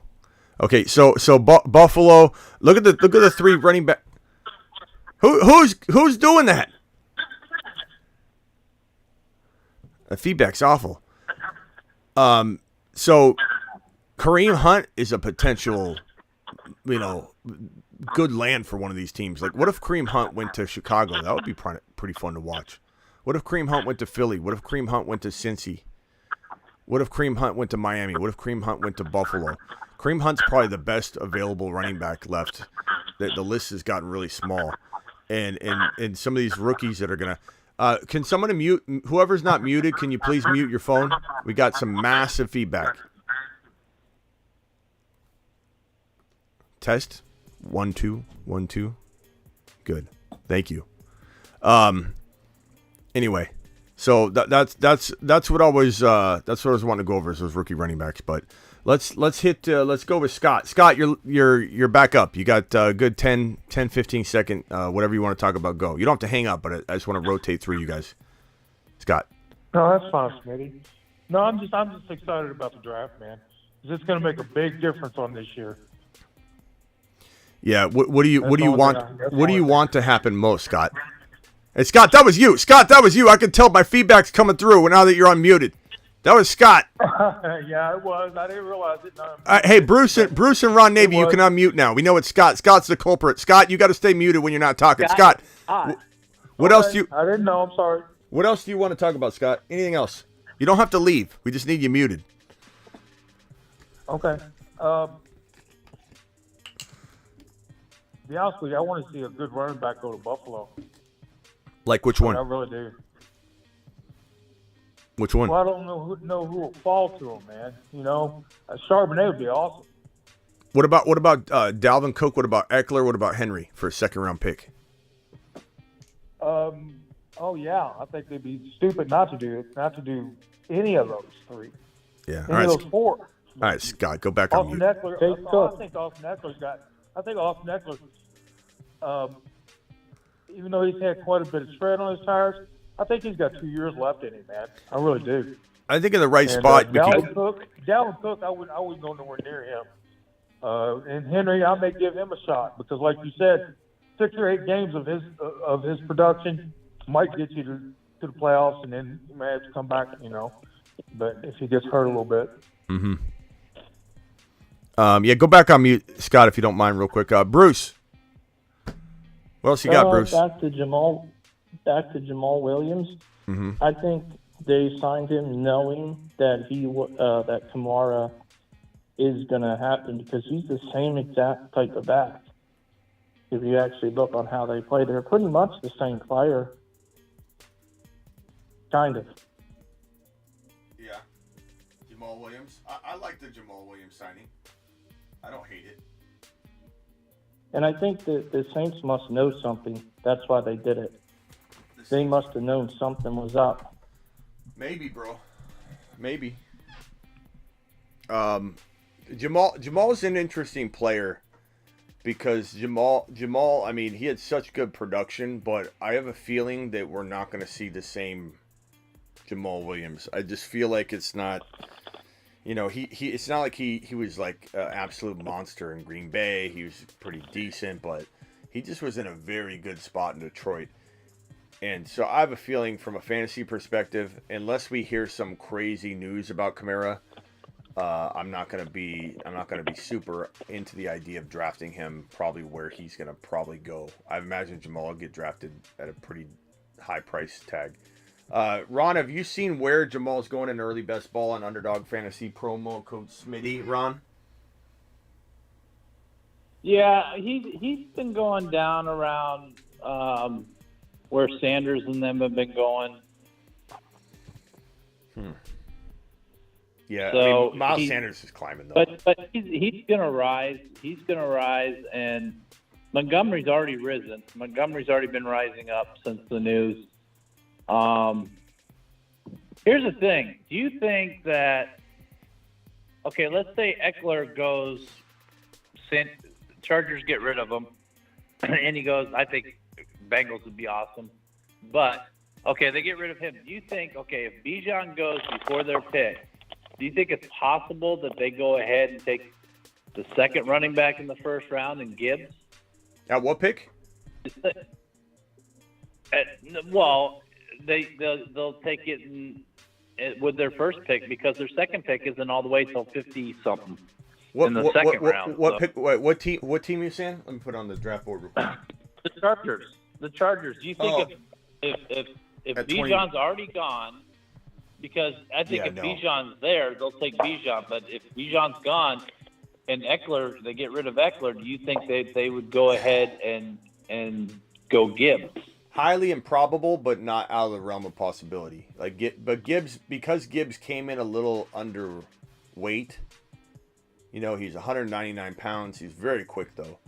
I think his draft grade didn't increase by his combine performance. I think. It may have stayed the same. He kind of needed a boost, a big boost. His 40 time was fantastic. He's definitely quick, but I think there's some concerns of workhorse. I don't agree. I think he's going to be phenomenal, but he does need to fall in the right spot. I just don't think. Is he bigger? You what? Isn't he bigger than Eckler? No, Eckler's a little bigger than him. He's 199. He's 199 pounds. He's pretty, but he's good. He can gain weight. He'll be 205, 210 at the NFL level. Like once he starts getting, a training staff that's a pro training staff, working with him, he'll get bigger. 208. He'll play like 207, 208. But he'll be fine. He's a little more prone to being misused and mishandled though the further he falls. So if Gibbs goes at the top of round 2, look what happened to Javonte. And it's not that Javonte wouldn't have eventually grabbed a hold of the job and blown, the league out of the water. He would have, which is such a frustrating nightmare. Sometimes I wake up in the middle of the night and go, Javonte! And I think it was a dream that this guy literally was going to have the job to himself, but he tore his ACL right before they decided to get rid of Melvin Gordon and go through a rotation. They literally, Hackett and the Broncos decided to lean on one running back at a time right after Javonte tore his ACL. So frustrating. But we saw how he was mishandled because he was a second-round player. So Gibbs falling to round 2 will be different than Gibbs going in round 1. There's this obligation, unless you're the Chiefs, there's an obligation to use this running back. So I think draft capital is super important. It is, for whatever reason. It shouldn't be, but it is. These teams look at this stuff weird. But I don't think the Chargers, there's very little chance at 21 they draft anybody but Bijan at the running back position. I think Charbonnet increased his draft stock with his pro day. He looks phenomenal, but he's still like a 25 to 30 overall potential if he goes early. Charbonnet at 25 to 30 and Gibbs 25 to 30. I don't think either one's going near the teens, but I could be wrong. Just, usually the running backs are going to fall out of round 1 more so than go early, and Bijan's the exception of the rule. This guy could be number 9, he could be number 10, he could be number, 12. He could go anywhere in that territory, but Bijan could also fall to 21, and I highly doubt he falls to the Cowboys 26 overall. I know a lot of people think that Jerry Jones wants to grab him, but there's probably very little chance he falls anywhere into the 20s, but tough to say. Yeah, Cowboys have been known to make moves and go up the draft board, so never know. Yeah. But Jamal's interesting. I also feel like another player that's interesting is, let's see here. Sanders. I don't know where to rank Sanders. It's a 4-year deal worth $25 million. Let me put Sanders' contract on screen, but that's a big chunk of money. Like if anybody thinks this isn't the starter, he's the starter. Like that's a big contract. That's a huge contract, and good for him. Maybe I need to reset my expectation level for Miles Sanders, because he's been in a situation, as much as we keep talking about how great the Eagles would be for Bijan, right? This is a team that misused Sanders, so, but I think because he's not necessarily a workhorse running back, he got misused. But I don't know, 4-year, $25 million deal. It sounds like they're going to give him a big crack at the entire gig. And I disagree, Brucey. I think it's a pretty good offensive line and staff and system. This is like if they were to trade for Hopkins, Carolina Panthers would be potentially on the rise right away. Like if they draft, let's say they go Anthony Richardson and they trade for DeAndre Hopkins, who is great catching footballs from inaccurate quarterbacks or quarterbacks on the run, quarterbacks that are throwing on the run or scrambling around. Hopkins catching footballs from Anthony Richardson with Miles Sanders, rushing the football. This might be one of those like crazy, well-playing teams. I'm not saying Super Bowl contenders or anything, but like we kind of think as Carolina has nobody, right? They have nobody. They got rid of DJ Moore. They got nobody. Well, guess what? Hopkins is available, but they're probably more of a long-term plan. So I imagine they're not worried about winning now because they're not winning a Super Bowl now. So I imagine, if Hopkins probably isn't their target, but I'm just trying to explain that this is a pretty good team. This is not a bad place to be. It sucks they don't have DJ Moore, but they'll eventually replace him. Pollard goes back to the shuttle if Bijan is a Cowboy. Yeah. I mean that could be for anybody though. It's not that's not a knock on Pollard, but Pollard would definitely be bumped down a lot. It would suck. It would really suck. Yeah, Bruce. What's up? I got a question on a Cardinal player. Let's go Brucey first, and then we'll go to. What are we doing with James Conner this year? James Conner, I don't know. 8-man fronts, maybe awaiting the Cardinal offensive line. But he's not bad. He's a touchdown scorer. Gannon's going to want to run the ball. It kind of depends on who's the backup quarterback for the Cardinals. You know, who's signal calling for the Cardinals, you know, while Kyler's out. Maybe Kyler's not out as long as we think, too. There could be a possibility he's out for the entire season. There could be a possibility he's back sooner than we expect. They'll probably try and take it slow with him. I think much will depend on the Cardinals' record. You know, if the Cardinals they've been somehow winning games, then, you know, I don't know, bro. You know, if they're winning games somehow, they might rush him back a little bit more. Bumpy says, if you're silenced real opinions, then you are proving my point even more. What's that mean, Bumpy? I don't know what that means.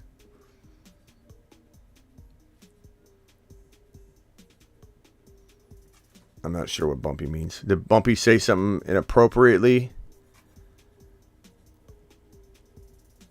I don't know. Bumpy, I don't know what you're talking about. I trust Terry, though. Sometimes Terry, let me put it this way. I trust Terry. Terry may err on the side of caution sometimes, but he's still doing his job. So I appreciate Terry. Terry's on patrol. Terry's on patrol, bro. Smitty, I agree about Williams versus Kamara. That one was in the voicemail question. Oh, we got voicemails. Hold on, guys. Let me do these voicemails, and you guys can react to the voicemail question as well. So let me play the voicemails. This one's for Johnny Edwards. Johnny Edwards, Madcap Johnny. What's up, Smitty? I was just going to get your thoughts on Christian Watson. Listen to this guy. He's revving his engine. This guy's racing while he's leaving a voicemail. He's racing cars. Listen.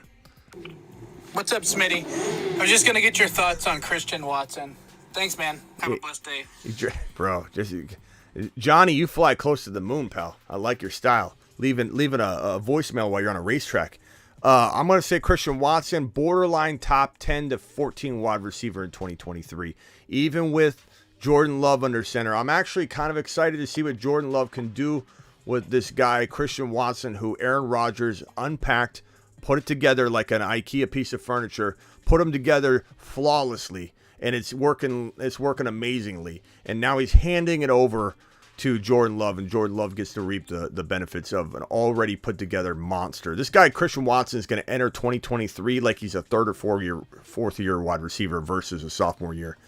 Absolutely love him. Thank you, Johnny. Draft him appropriate though, Johnny. Don't reach on him. He's not a wide receiver one that you have to draft as a wide receiver one. He's a steal of a wide receiver two, bro. Like round 4 or 5, right, Ron? That's where he's going. Yeah, Christian Watson. Yeah, he's going around 4 and 5. Yeah, in best ball. You think he's going to drop a little bit, knowing Rodgers isn't there? Yeah. Think he'll drop him a little bit? I'm counting on it, bro. I'm counting on it. I'm counting on him dropping more than a little bit. Let's go to Terry Roberts real quick. What, Ron? He is still going before London. Yeah, maybe he falls though. After Olave, before London. You know what? I'm going to try my approach out. One of my favorite draft strategies is to attack other positions. Like if the flow of draft's right, you got to abort any concrete plan. You have to abort if the flow of draft, if best player available sends you in a different direction. So know that. But I do try and deploy drafts, that strategies, and if it doesn't work out, I detour, right? But absolutely feel like if you want to go late wide receiver, go London, and Christian Watson is your wide receiver 1 and wide receiver 2. What's going on in the chat? Bumpy will be back soon. He'll be all right. What a Bumpy! I don't understand what this guy Bumpy said. Terry Roberts. Someone fill me in on what happened. What happened with Bumpy? Travis put him in timeout, not Terry. Okay, so Bumpy's already coming to conclusions that Terry did something. So why did you put him in timeout? Travis says, Bumpy, chill, bro. And D-Town says, chill, Bumpy, it's all good. So Bumpy, I mean, you're bumping some people the wrong way, multiple people. So I kind of trust that maybe you did say something that was worthy of potentially a moderator doing something, and you're saying if you censor, I don't know, he said something about if you censor blah blah blah. Bro, we're not censoring anybody, but there are some rules to the chat. Let's see here. Terry Roberts, you have all of the intel and still can't figure it out. I mean, that right there, bro, sounds like you're going at one of the mods. Beloved Terry Roberts already. You're starting off with a wrong foot. Little bumpy road bumpy. You know what I'm saying? Like, what are we doing here? Bumpy, mods can have opinions. Terry always keeps it fair and balanced in here. I don't know. It feels like this is a little bit of a bumpy road there, Bumps. So, can someone fill me in? What did he say? Bumpy came off a bit bumpy. Bumpy took a shot at Terry. Bumpy came in off the bump. I don't know. Poppy's a little sloppy. Okay, let's go to Terry Roberts' voicemail. What's your thoughts on John Mitchell, wide receiver for Houston? He's recovering from cancer, as we all know. Yeah. If he's able to step in this season, you think he can make a difference, or are you waiting till next season to see what else he can do since he's recovering? Yeah, cancer. Terry, because you're listening right now, I'm not going to record the message in here. You already know what my answer is going to be. I'm going to say that Terry, and if you guys want to leave voicemails too, all you got to do is go to my Instagram, The Fantasy Football Show, hit that subscribe button for $4.99 a month, half a cup of coffee. That's the cost of what this vitamin water is. You can leave daily voicemails. I put you in a go to bed at 9. What, Bruce? No. I don't want to go to bed, Bruce. I'm in the middle of a show.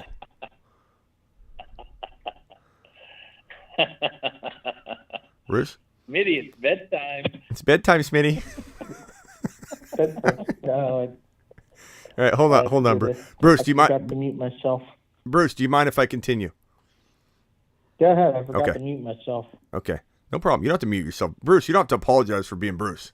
You get a free pass for anything you do. All right, pal. No apologies on this show. I don't know what I was saying though, Bruce. You did distract me, but it's all right. No apologies. What was I saying?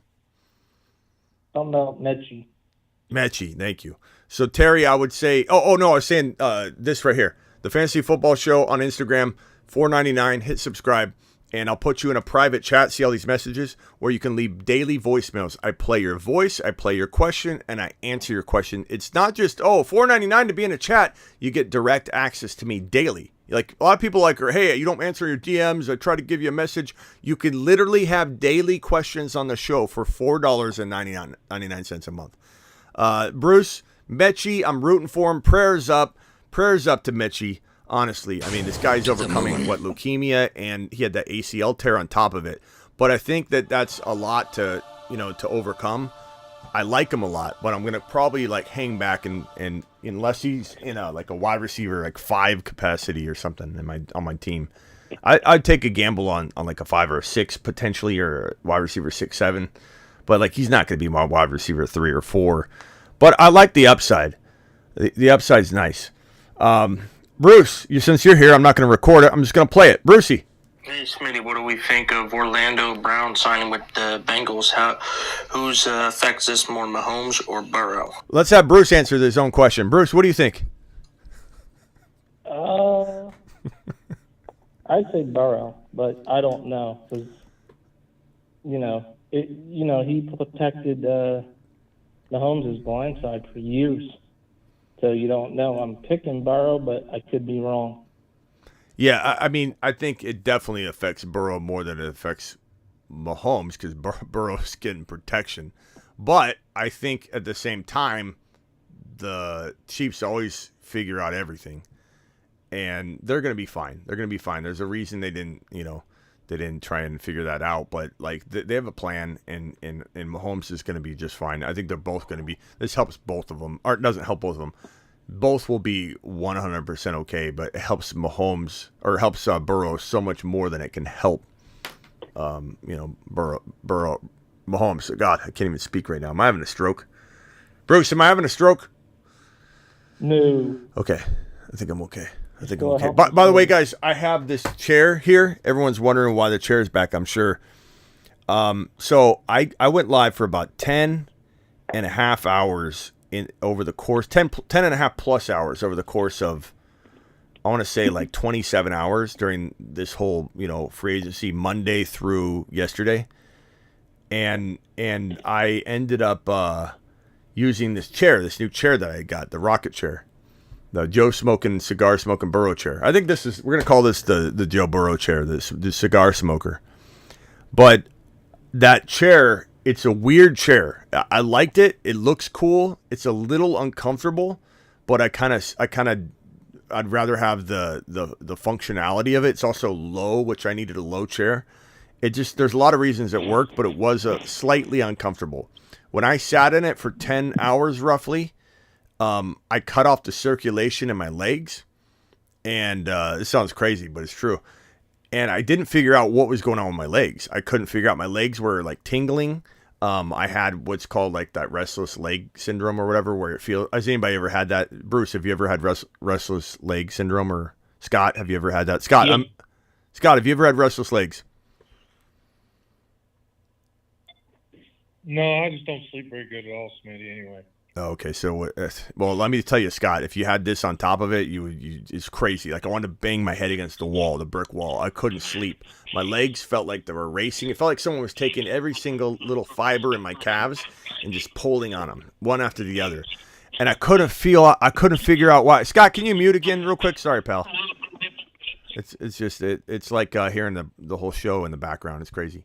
I don't know why. Scott, unmute yourself real quick. Scott, what do you have going on that's doing that? Is it on speakerphone? I'm just trying to figure out why. I have no idea. There's nothing going on here, man. That's weird. It's just completely quiet. All right. Well, we need you here. I don't want you to leave. Just if you got to talk, unmute. Just interrupt anytime. Anytime you want to talk, just unmute and interrupt. But yeah, It sounds like the show sounds on at the same time he's on the phone. Maybe you gotta turn the sound down on wherever you're listening to the show. It might not be turn it all the way down. It might just be his phone and my, the voice is going in. It's just that loop, that reverb loop. But anyway, I ended up figuring it out earlier this morning because I couldn't figure out why my legs were tingling, why my legs were racing. I could walk fine and everything, but I was cutting off the circulation in my legs. So I went back to my chair. I sat in my chair this morning, really early this morning, and the pain amplified by like 10. And I figured out it was my chair. I was sitting. This chair pushes on my legs. There's like a bar that's padded, but I'm sitting really, really like, it's just anyway. Long story short, I had to move the chair out. Ever since I moved the chair out, my legs have been getting more of that feeling back, and there's no tingling, and it's crazy, man. So I had to move this chair back. It's not the greatest chair for posture, but man, I'm so glad it's back. It's so comfortable. I love this chair. I love this chair. Is that any better, Smitty? Yeah, it actually is better. Is that what was going on? Did Ron pin it down? Yeah, I had to turn down the volume on my phone. Oh, just on your phone. Yeah, I had a feeling it was some kind of reverb just looping through your speaker, like your earpiece.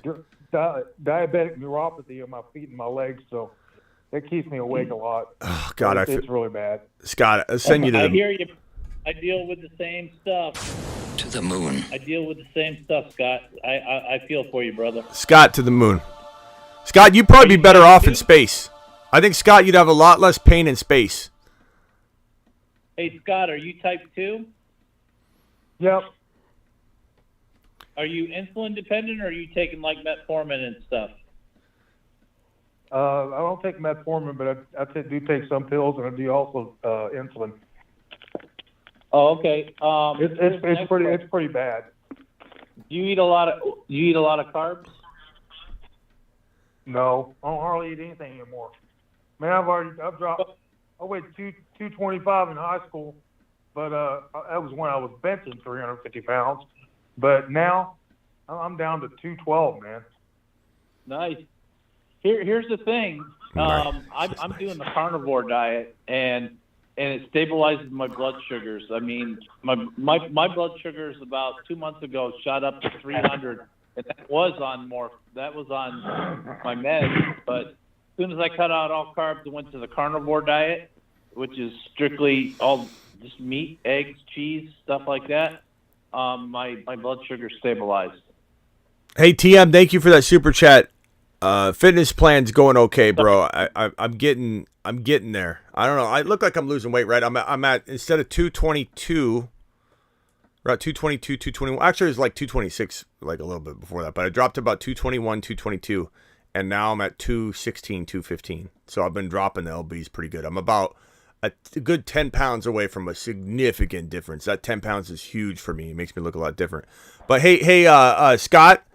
Appreciate you and prayers up for Scott. Scott, we're gonna send you the moon. It's probably a lot more comfortable in space. We're sending you in space.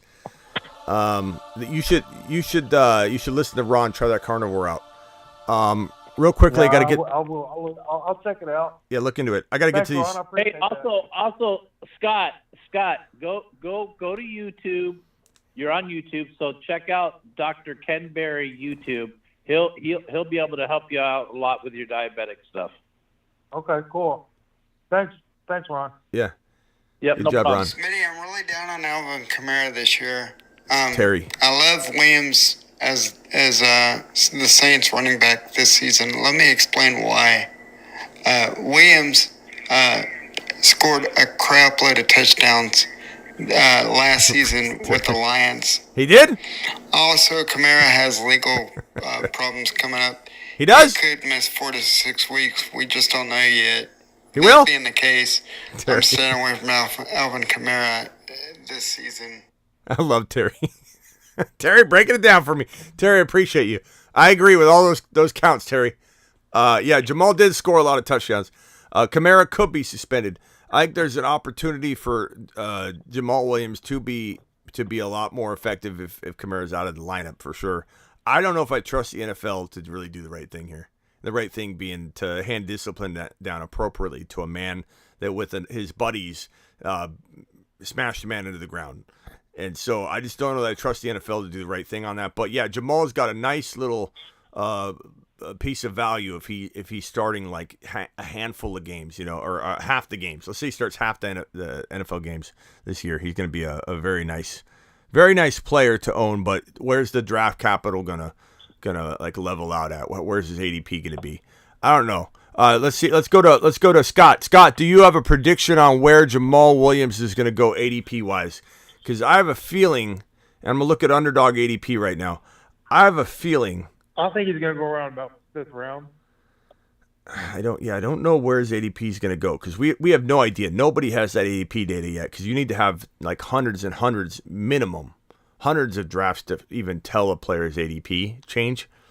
Underdog updates it about every day and a half. I'm going to start doing a daily. You guys are going to be excited about this. I'm going to do a weekly, once a week minimum ADP show. It's going to be all about ADP.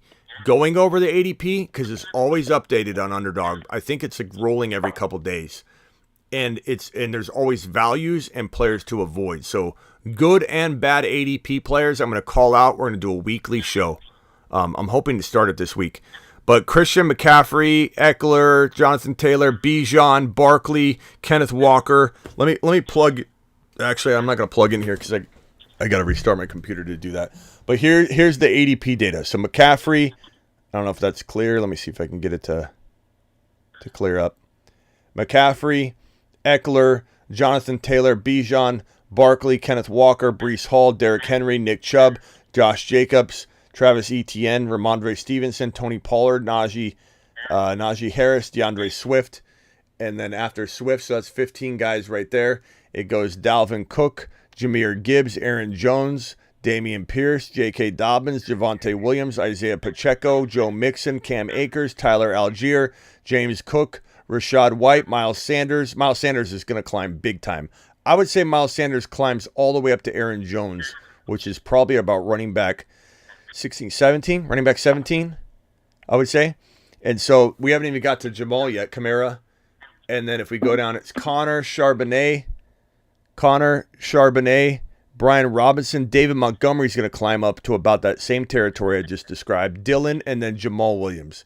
If I had to guess, Jamal Williams, who's all the way down there, will probably climb up to about the Isaiah Pacheco, Joe Mixon, Cam Akers range? Does everybody agree that's probably a good guess? I agree. Ron. I would say so, yeah. Yep. Is that worth it? Probably. I'd say probably. If he goes higher than that, I think I'm out. I'd say get him now. Get him now before he even draft. Get him dirt cheap right now. Go in and draft and get him as soon as you possibly can. Yeah, I could get behind that. Before he jumps up. Same with Sanders. Get those guys now at their value right now before they jump up. Yeah. Thank you guys all for your questions, especially the two, Terry Roberts and the Bruce, who are here right now. Let me go to voicemail group number 2. There's no messages there. Let me go to my IG group. I've already got that taken care of. All the voicemails are done. Again, if you guys want to be a part of the voicemail crew, I have a $4.99 package. It's $4.99. Not only will you be added to a chat group where you can talk to like-minded paying individuals who paid their hard-earned $4.99 to be in the chat. They're going to take you seriously. They're going to answer your questions. You can chat and conversate with everybody. The texting that goes on in the chat, like, hey, this is so-and-so. What do you guys want to, what are you doing here? What do you guys do here? That's all between you guys. But when you leave a voice message, I look for the voice messages. Those are for me. I play them, and then I record my message back. I hold down the recording button, and that way you don't have to hunt through the live stream. You can actually play the message in the chat itself, and you don't have to hunt for anything. And I'll tag you. It's a very, very good way to get one-on-one advice from me. It's probably the best way, to be honest. But I do answer every comment.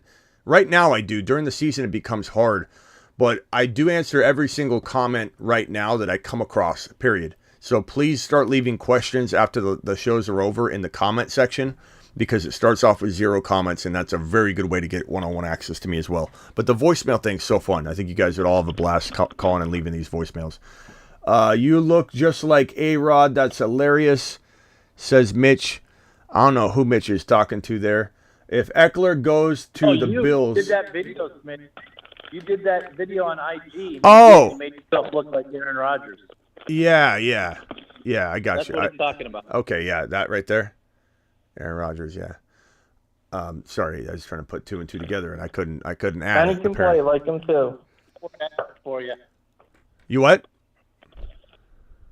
I said, and he can play like him too. Yeah, let me show this is what he's talking about. So this is Aaron Rodgers. It's a Aaron Rodgers video where I said Aaron Rodgers announcement's coming, and it says get me out of Green Bay. So yeah, thanks for that. Appreciate that. We're done with the voicemails. Okay, we're done with the voicemails. Anybody else want to call in and add anything before we jump out of here? The phone line is at the bottom of the screen here. Appreciate everybody that's dropped in. I got a topic, Smitty. You got a what? I got a topic. Okay, go ahead. When are the Saints ever going to get smart?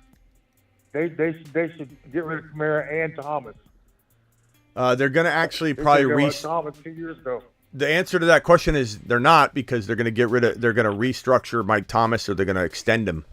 An extension might actually be, at a glance, it's going to make people, I think, want to vomit in their mouth and say, why would you extend him? But sometimes extensions are team friendly. Like, you can give a player a lot of money up front and make them happy, but you can cut ties with the player and it's not a big deal. So at the end of the day, he's going to be there in 2023. They're not getting rid of him. However, I do believe... Oh, come here. All right. We need a couple Joey B's, okay? Why don't you stand right here? Stand up. Okay, you ready? No, you got to stand up. You got to stand up. Okay, ready? Joe Burrow. Joe Burrow. Good one. Do you like Joe Burrow? Yeah? Joe Burrow or Pat Mahomes? Joe Burrow or Pat Mahomes? Which one? Which one? Joe Burrow. All right. Good job. Nice work. Joe Burrow. Joe Burrow. Joe Burrow. All right. Somebody needs to text that to Joe Burrow and then get him to come on the show. I know. Meet his favorite fan. Maybe I can have her, like, say, when she gets a little bit older, she could say something like, Joe Burrow come on my daddy's show, please, ha ha ha. Then Joe Burrow, he might come circling around. What was the topic here? What were we talking about? The Saints, when are they gonna get smart? Yeah, so they're gonna probably bring Mike Thomas back. Kamara, I've said it wouldn't surprise me if they cut him, but it doesn't sound like they're even going toward that. And again, it sounds to me like the NFL is just okay with what's going on. They're just gonna let the legal process play out. But I think if more media outlets hit it hard, they would feel pressure. But apparently, there's no pressure right now. No one's applying pressure. No one cares. No one cares about this guy that got smashed into the ground. Apparently, like it's ridiculous. So the answer to your question is no one's getting smart there. But at the same time, let's be objective about this. Is it better for Derek Carr to have Alvin Kamara? Yes. Is it better for him to have a shot at Michael Thomas if it doesn't really cost anything but 2023 salary if they restructure him a certain way or extend him a certain way? Why not give them both opportunities? You know what I'm saying? Why not? Hey, Smitty. Yeah. Should we talk about my exciting box I got today? Oh, yeah. What happened? Yeah, go ahead, Ron. Go ahead if you feel like it. No, go ahead. Show both the videos of what happened so everybody can get a good laugh out of what happened. So Ron he won a Grindhouse shirt on the show, and Ron opened it. Got a box in the mail, and I open it up. Look at there, Grindhouse. Woo! Look at that. Ooh, look at that. That's beautiful. Beautiful.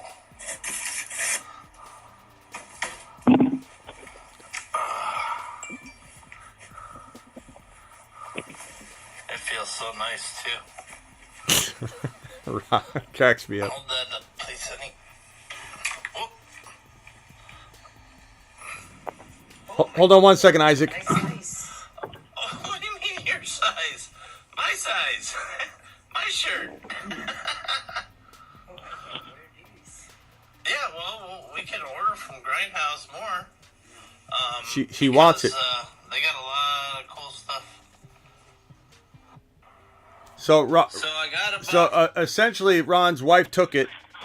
She took it, even though we got Ron. It doesn't fit Ron, apparently.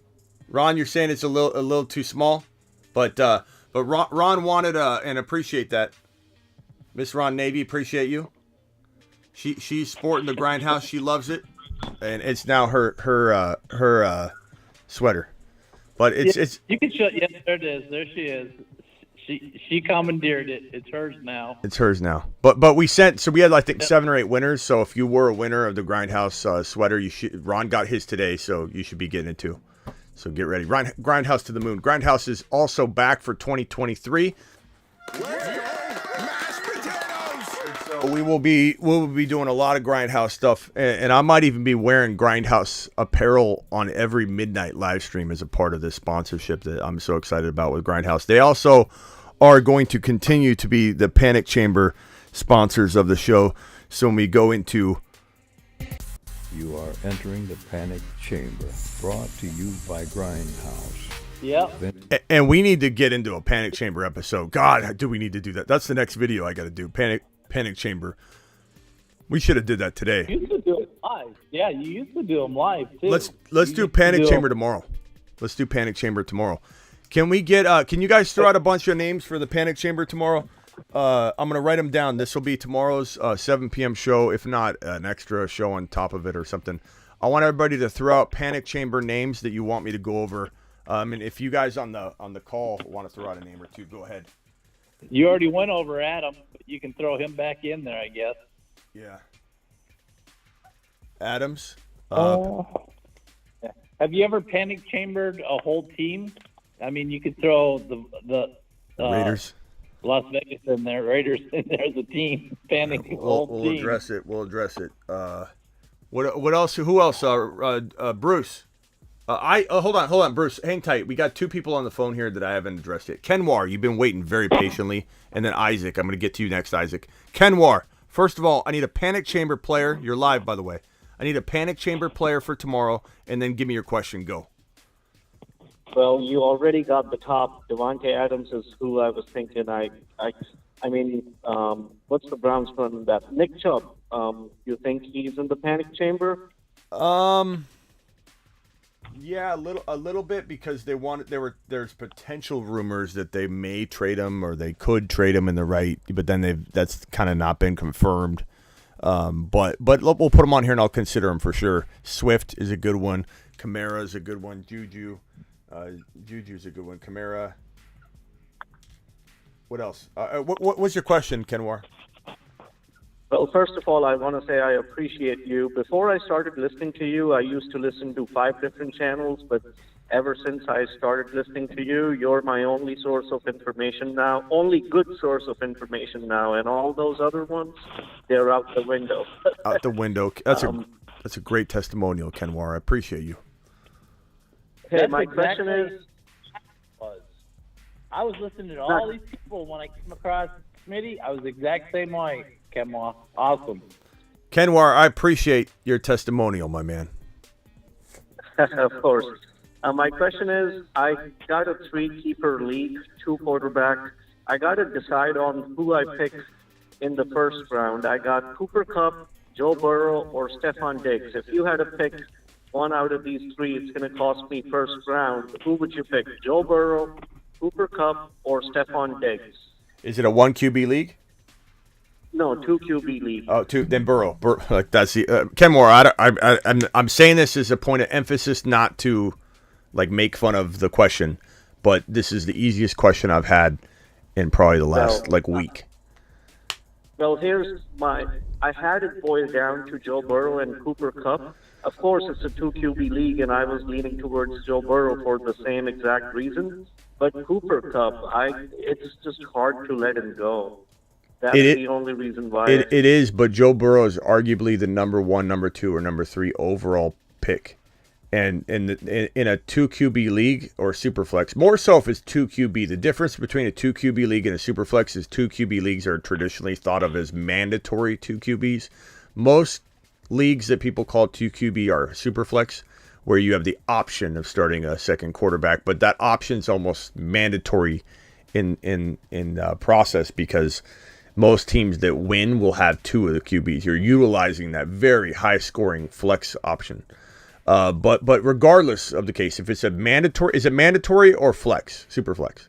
Well, it's super flex, okay. But the way my league is, last 10 years, everybody ends up picking 2 quarterbacks. And they should. That's just how it goes. And the person that wins is going to have 2 QBs almost all the time. Yep. So, Kenwar, Joe Burrow is miles above Cooper Kupp in ADP in a 2 QB or super flex draft. Miles.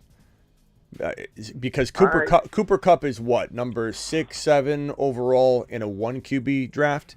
If you add in 4 or 5 you got to add in like 5, 6 quarterbacks above everybody. So you're essentially bumping Cooper Kupp into round 2.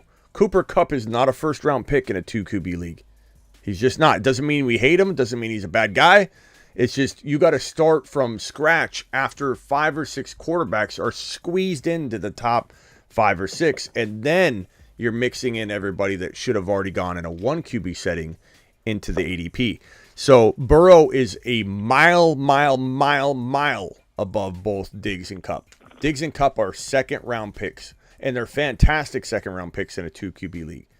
But Kenwar, you say you've listened to me and you've done well.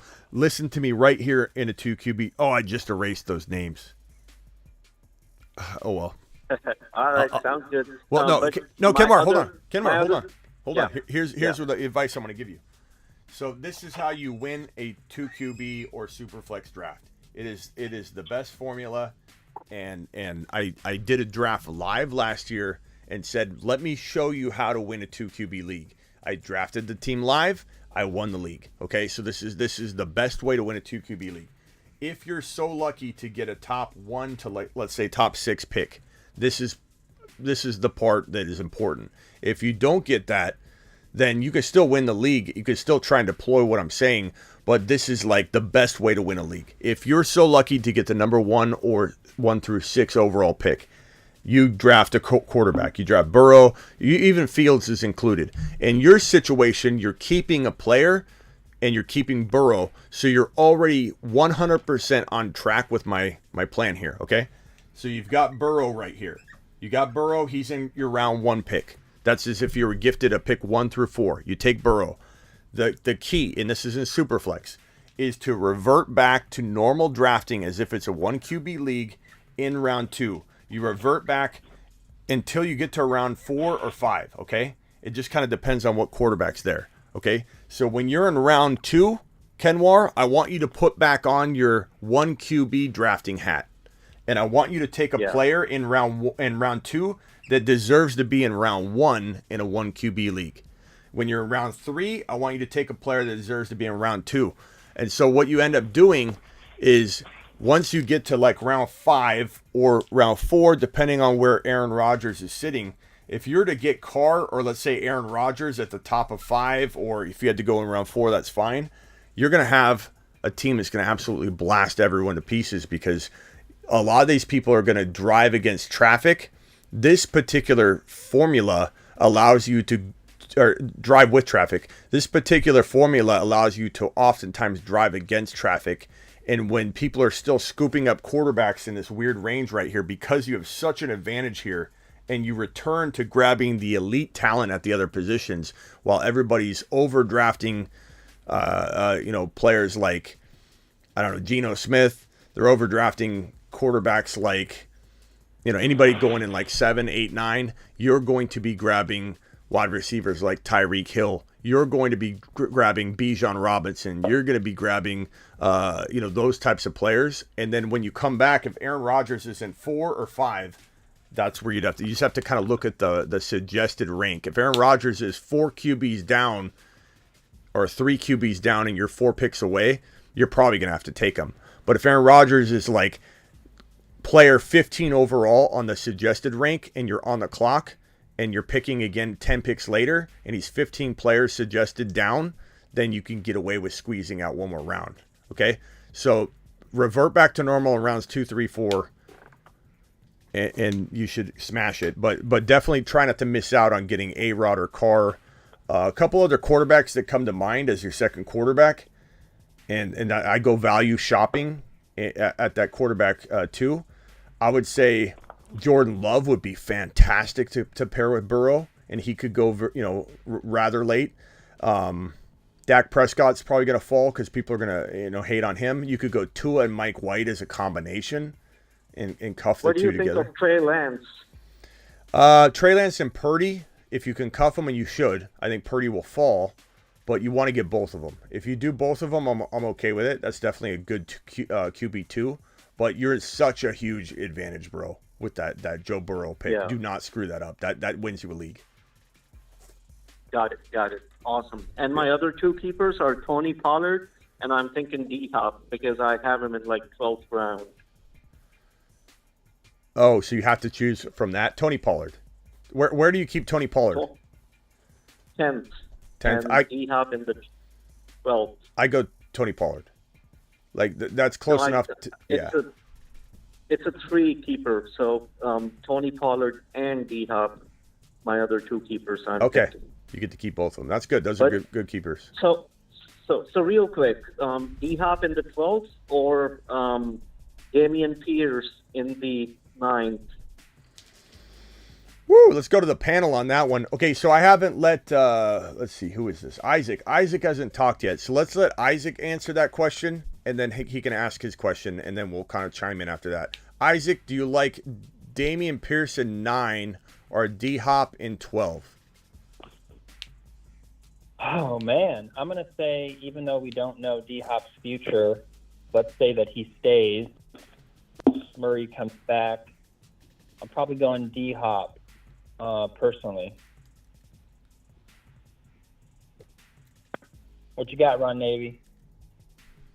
Well, what type of scoring is this? Half PPR, PPR? That makes a difference. full PPR. Then I would go with D-Hop. Hey, Smitty, check Kilpatrick's super chat real quick, please. The chat's pretty much taking care of it, but check that out. Kilpatrick, super chat. Appreciate you, Kilpatrick. Always doing Kilpatrick things. Really appreciate you, buddy. Kilpatrick says, please, everyone say a prayer for my wife. She's having issues with her heart. Just came home from the hospital. Oh, man. Sorry, Kilpatrick, to hear that, bro. Hopefully everything's okay. I've had... and he said that he also likes watching your show, so... Okay, prayers he up. said that further, so he's going to show her. She's sleeping, so he's going to show her later on. Prayers, prayers are up. Prayers up. Send her to the moon here. And man, Kilpatrick, sorry to hear about that. If there's anything the show can do, let us know. She's in our prayers and thoughts. So I've had a lot of heart problems in my family before, so I can feel a little bit what you're going through with this being scared about what's in store and all that. I don't know what exactly is going on, but they've got a lot of amazing things that they can do now. So hopefully, whatever it is, they're taking care of it. But Kilpatrick, prayers up to the moon, pal. Let us know if we can do anything. Let us know if you need more of those, and please keep us updated so we know. Okay, Kilpatrick's the man. Miss Kilpatrick as well. Appreciate you. To the moon. Let's see here. Superflex should be default in redraft, says TM42. And we got a lot of prayer emojis, so unreal reaction from everybody. Thank you so much. Hey, thank you, Smitty. Thank you, everyone else. Yeah, hey, gotta go. Kenwar, appreciate you, man. Isaac, what's your question? Real quick, prayers up for sure for the wifey, man. Life's so short and sensitive. I wanted to say a couple things. First of all, Panic Chamber, I got to bring it. Mike Evans, Panic Chamber. He's got Baker throwing. I feel like he's lost a step. Good one. Mike Evans all day. Good I one. actually called, man. Hey, I got that list for you, too, Smitty, when you're ready for it. Okay.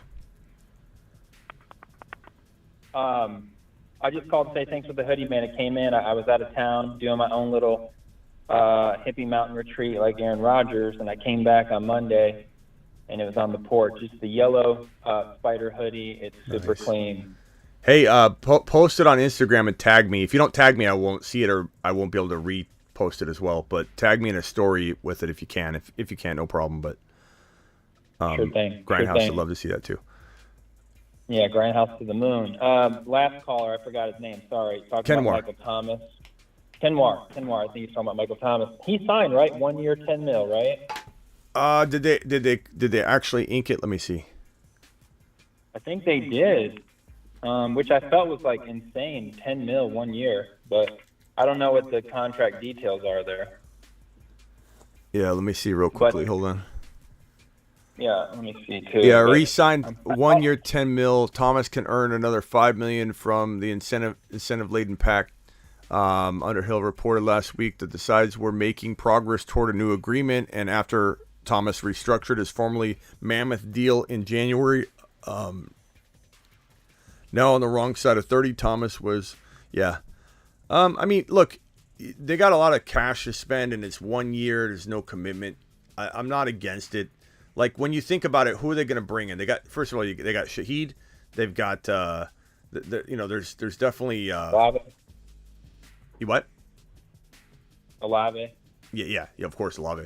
But I mean, they definitely don't. I mean, you could definitely say that this. Are you going to find a better wide receiver than a potential of Mike Thomas? Maybe if he got everything together on waivers, probably not, or in free agency. So like, give me Shaheed, give me Mike Thomas, give me Olave all day long as a wide receiver crew. You know, like at least the shot of Mike Thomas. Would I bank on him? No, but I don't know. I mean, all day I'll take those three too. And honestly, he started out so hot last year, and of course got injured again. But I have a prediction. I think Michael Thomas, if healthy all year or close, he might have better numbers than Davante Adams. They're the same age. Adams has definitely ended up with a worse QB. Derek Carr can air it out. And I think fantasy-wise, Michael Thomas, if healthy, could have a year. Yeah, I mean, he could. I definitely won't bank on it, but I think it's possible that he does better than we think. And let's keep in mind that who's been the quarterback throwing to him? You know, rotation of Winston and injuries and Dalton, and we love Taysom Hill, but like he's that tight end threat that, you know, I think there's still some value in Taysom Hill for sure, especially if like something happens to Kamara. But I don't know. I like the idea of him being maybe the wide receiver 3. You know, so I'm okay with it. And it's 1 year, so we'll see what he does. What else you got, Isaac? Anything else? No doubt, man. I really just called to say thanks, but I was listening to the other ones, and appreciate that, man. Yeah, appreciate you, pal. All right, fellas. Hey, you want the names on your list, Smitty, for the Panic Chamber? Adams, Kamara, Las Vegas, and Mike Evans so far. Who am I missing? Mixon, Swift, I'm adding Damian Pierce. Mixon what? Mixon, Swift, Chubb, Juju, Kamara. Okay, got it. Adams is a I'm top. adding Damian Pierce. Damian Pierce. Why do you not like him? Why would we be panicked about him though? You know what I mean? Like Panic Chamber's like there's obvious concerns on the table, and Pierce is more like you're waiting for the NFL draft. New coaching staff, and I'm big on the offensive line, and new QB. Okay. It's a good topic. I don't know if I'm panicked myself, but it's a good topic, Bruce. That's for sure. Like, and he's got to escape the NFL draft. I think maybe once the NFL draft's over, we'll bring him up again, Bruce. Bring him up after the NFL draft in an episode. Maybe we'll put Damian Pierce on it. Fitzy, I appreciate you, Fitzy, but I think you mistyped on here. You said Adams is a top 3 wide receiver. I think you meant 1-3, top 13. Typos happen, bro. Sometimes I fat finger a lot, so don't feel bad about that one. Adams has to switch to running back to get fantasy points. 100% right, Prime. It's not going to happen. Yeah, what about Josh Jacobs? Is he on the oh yeah, Bruce. list? Bruce, that's one of the best ones, bro. And we're all panicking on Lamar Jackson because we don't know what his future entails. That's a good one too. Yep. Adams is a top 3 wide receiver. Stop the cap, says Fitzy. I think you meant 13 again. It's okay. Things should be getting better in Houston, roster wise, says Travis. I agree. I mean, look, they're this is a good organization now. I know it doesn't feel like it because of the past, but the past is the past. Caserio is a very good GM, and he's done amazing things. Him and Poles are very impressive GMs. Josh Jacobs is a good one. Dalvin Cook, or is that Brandon Cooks, Sean? I think Brandon Cooks isn't a big enough name to waste a Panic Chamber segment on. You know what I mean? Like, I agree with you. I would worry about Brandon Cooks, but Derek Carr is not that much better than Jimmy G, says Noah.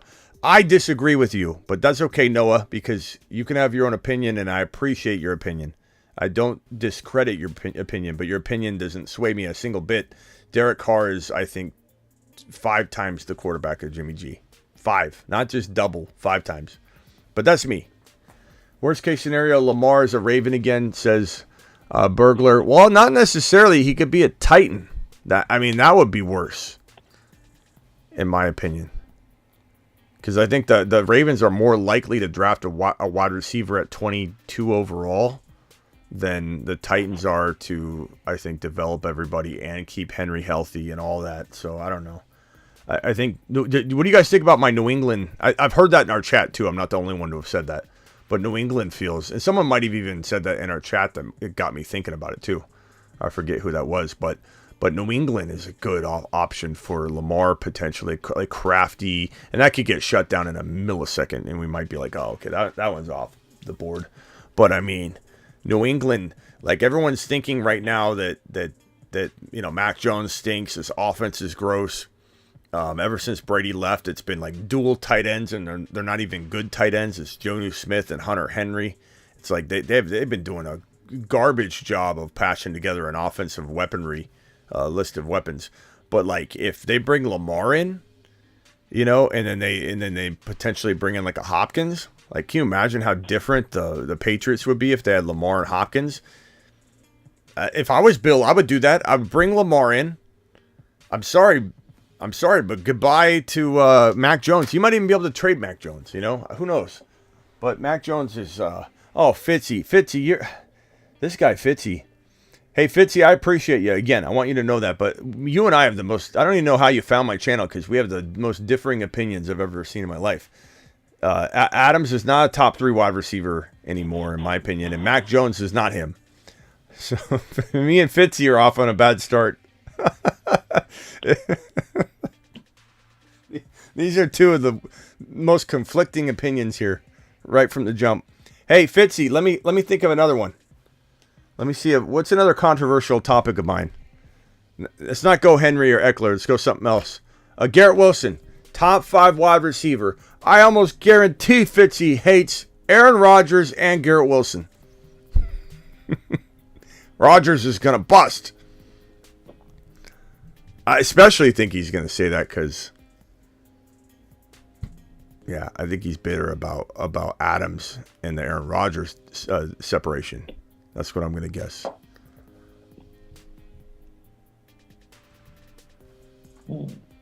Panic chamber, St. Brown. Why? Why are we panicking on St. Brown? I can only put him in the panic chamber if there's a general vibe that there's panic. You know what I mean? And I don't think there's any panic around St. Brown. Some people worried about Jameson taking a little bit, but I don't think there's panic anywhere. Prime says Patriots are in the past. All coaches coming out of that organization are trash, says Prime. It's Throwback Thursday, says Blind Larry.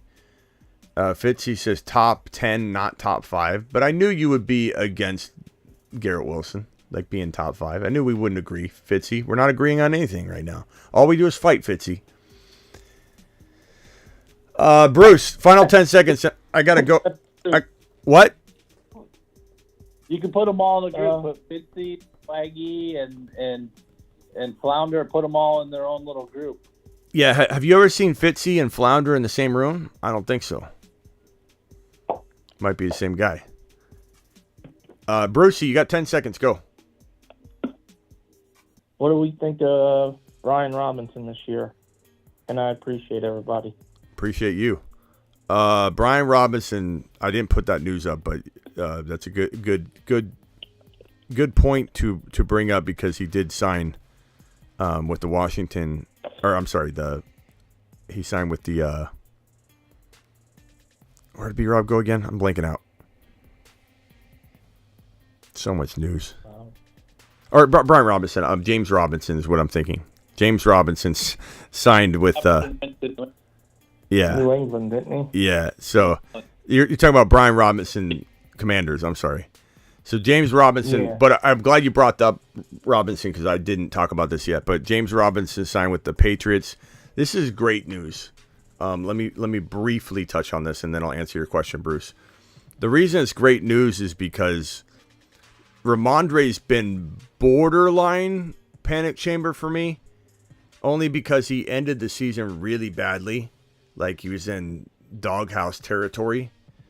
And so for me, I can't even get this on screen here. For me, I'm feeling like I've been feeling a little bit worried about Bill bringing in like a big name rookie, and I think he still will draft a rookie. Bill Belichick always, he might draft 2 rookie running backs at some point during the draft.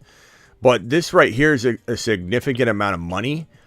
And while James Robinson will be a full year recovered from the Achilles, and remember how I beat a dead horse, you all know I beat a dead horse beyond a dead horse on this topic, that no running back ever returns to top 10 running back form coming off an Achilles tear.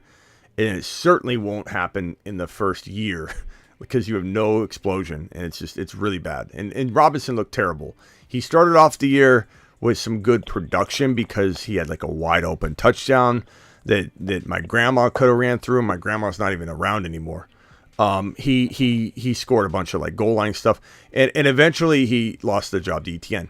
James Robinson is the least of our worries when it comes to Ramondre's job and taking Ramondre's job. And this $8 million contract kind of assures us that he's potentially, the guy that would threaten Stevenson. So this is great news in a sense, in my opinion. As for Brian Robinson, I kind of feel, and tell me if I'm wrong, Bruce, but don't you get a kind of a vibe that Brian Robinson's as quick to be replaced and be forgotten and discarded, as quick to be discarded as Gibson? Do you feel like one is more secure over the other? I feel like Washington's not fully committed to either guy, and I feel like there's no security in either one of them. And I think Washington just has that feel. Brian Robinson ran really hard though at the end of the year. I was getting a little excited about him, but that's a crowded running back room. And it didn't produce well last year. So I just don't know that I'd go near it unless, let's say, he was like one of your last running backs and he fell super far, which you could. Yeah, that's what I was thinking. I'm like, is he a good round stash or? Yeah, like stash. I mean, I don't know if Brian Robinson will be stash value. He'll be higher than that. But like if he's your RB 4 or 5, sure. If he's like your flex and you're starting him, I don't know. Borderline. Okay. Jonathan, yeah, I'm taking calls real quick. I'm about to jump, so call in real quick. Bruce, good question. If you disagree with me on Brian Robinson, feel free to debate it next show, because honestly, maybe I just need to be more open-minded to Brian Robinson. He's a hard runner, and his story was really impressive last year, and everybody was rooting for him.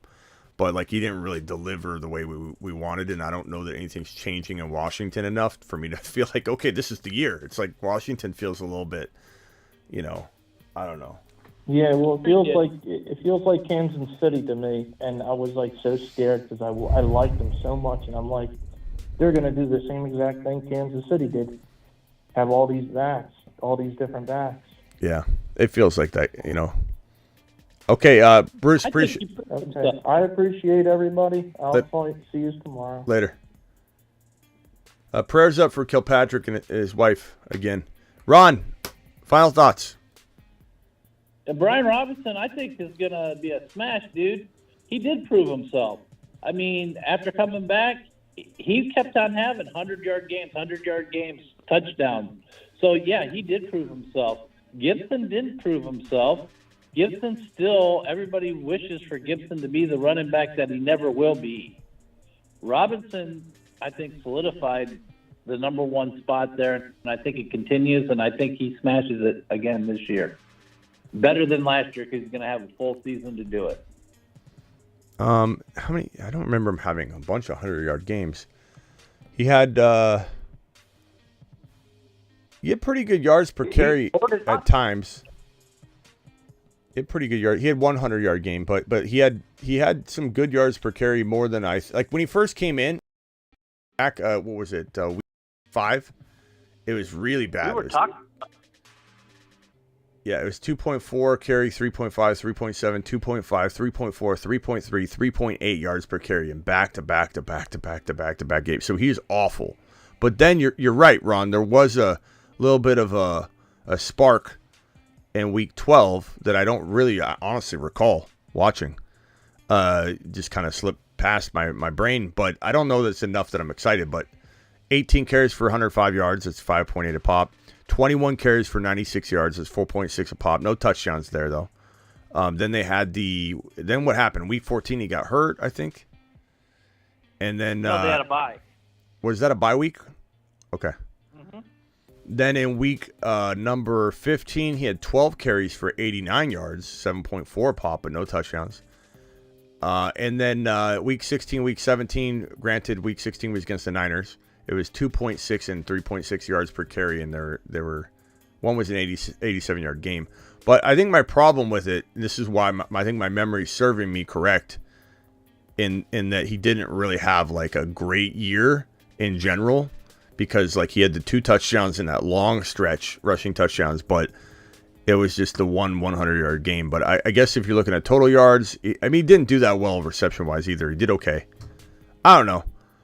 There's potential, but I just feel like it's inefficient. It's a very inefficient run game in general, in my opinion. Well, you got to remember they were all over the place. Washington trying to make the playoffs, and they were throwing the ball a lot because they were coming back from games. So, I mean, he was getting the yardage, he was getting the volume, and that's still coming back after being shot to the knee. Yeah.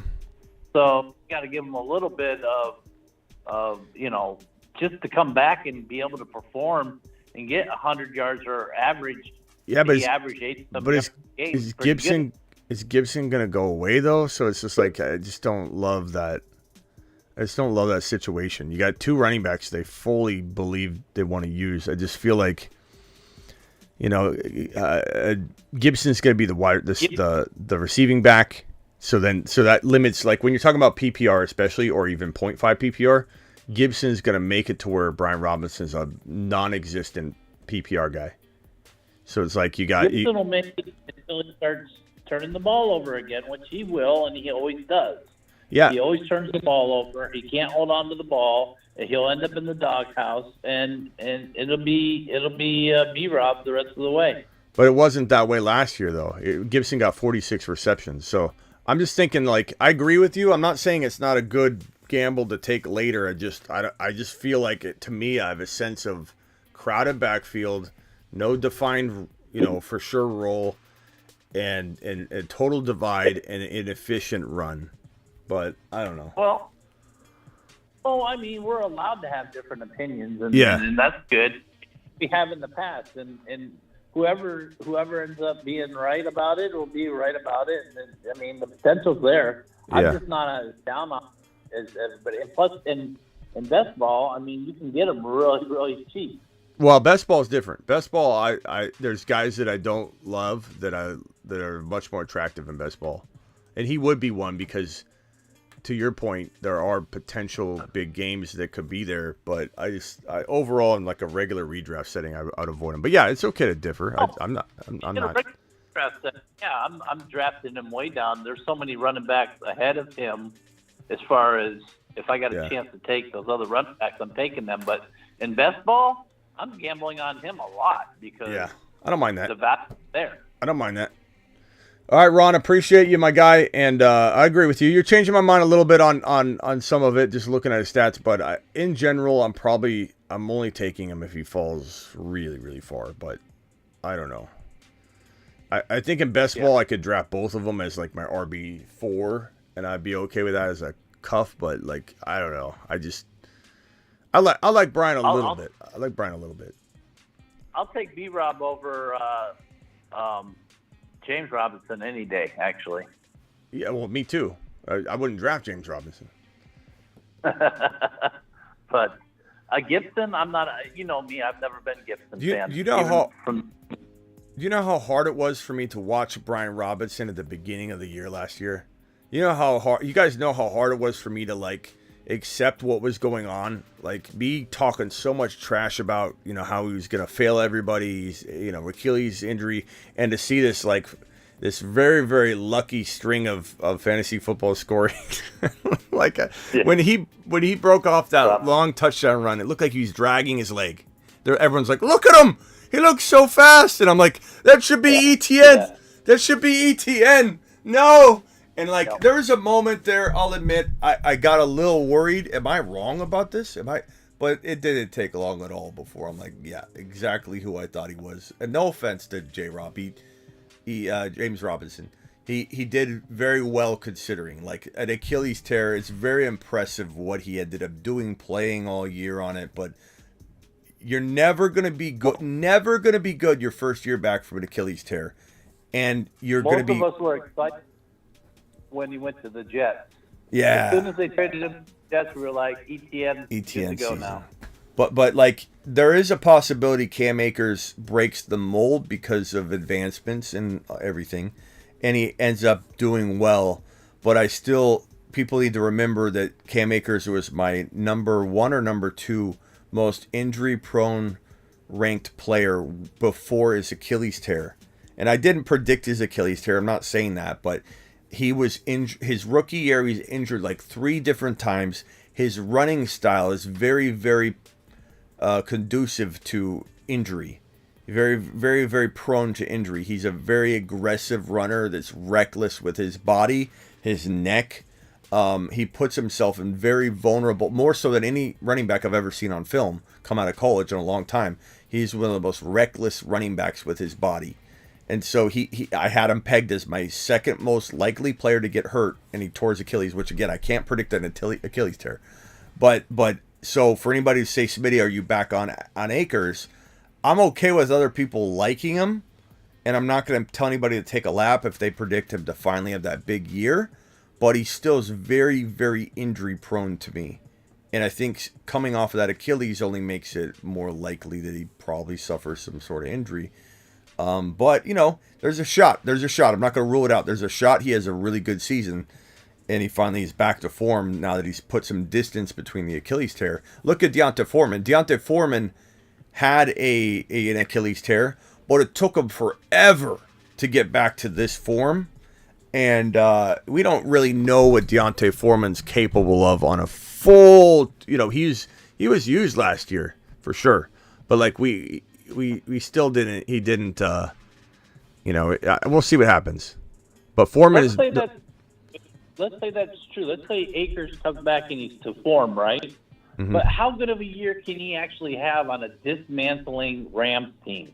But the only player that maybe I would trust on all of the Rams team this coming year would be Cooper Kupp, and that's it. I mean, who else can you trust on that team? They're dismantling.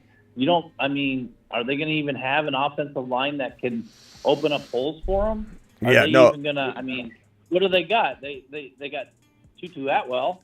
Yeah. And they got Cooper Kupp, and who else do they got? Yep. Higbee, and they got Stafford. We don't know what Stafford's going to look like. So really, I'm staying away from the Rams team except for, like I said, Cooper Kupp probably. Yeah. Okay, Ron, I got to jump, but I appreciate you. Call back tonight when we do live drafts. Yep, we're going to do them for sure tonight? Yeah, we'll be here. All right, awesome. Midnight or a little bit after midnight Eastern, we'll be live drafting, or potentially a little earlier, but it's usually around midnight Eastern. We draft every Tuesday, Thursday, Friday, Saturday, or we usually do. See you, Ron. I'm going to read these questions by Fitzy real quick, and then I'm going to jump. See you, Ron. Yep, see ya. Ron Navy, everyone. Ron Navy. Fitzy says, I'm going down with the Mac Jones ship. I'll die on the Mac Jones hill. That's sad. Fitzy, not sad that you like Mac Jones, just sad that like it's an inevitable demise. That it's just sad to see someone, Well, we hope you reconsider, and we're here for you.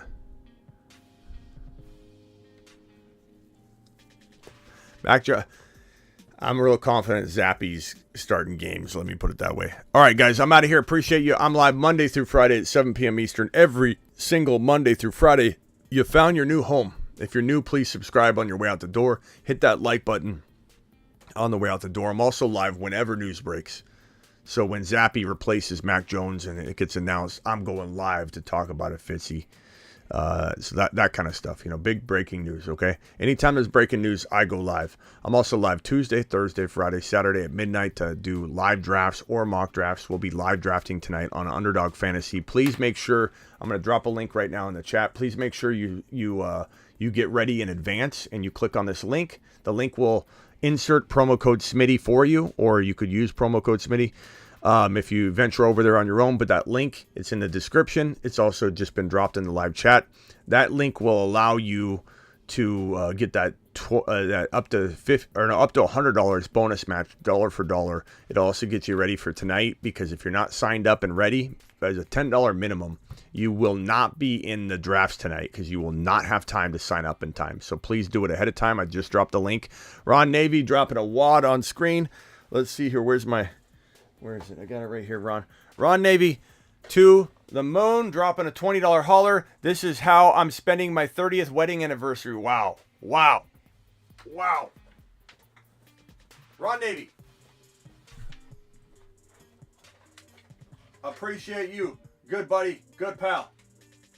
Uh-oh.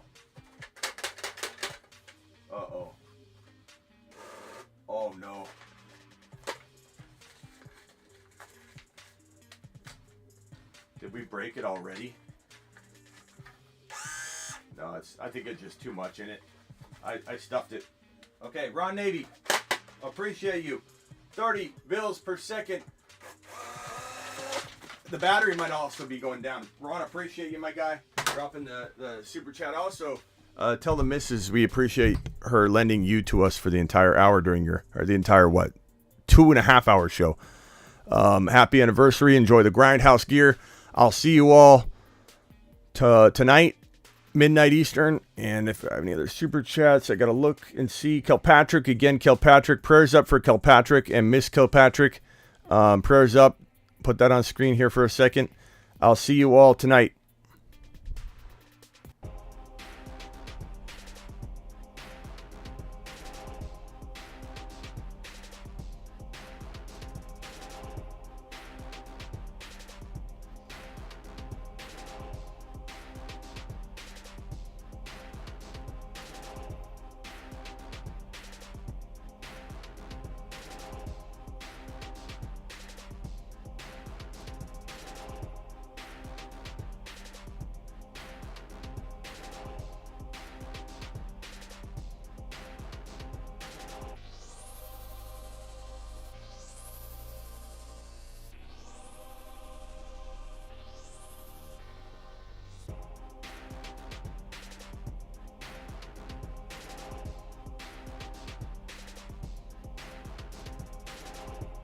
Tutu Atwell.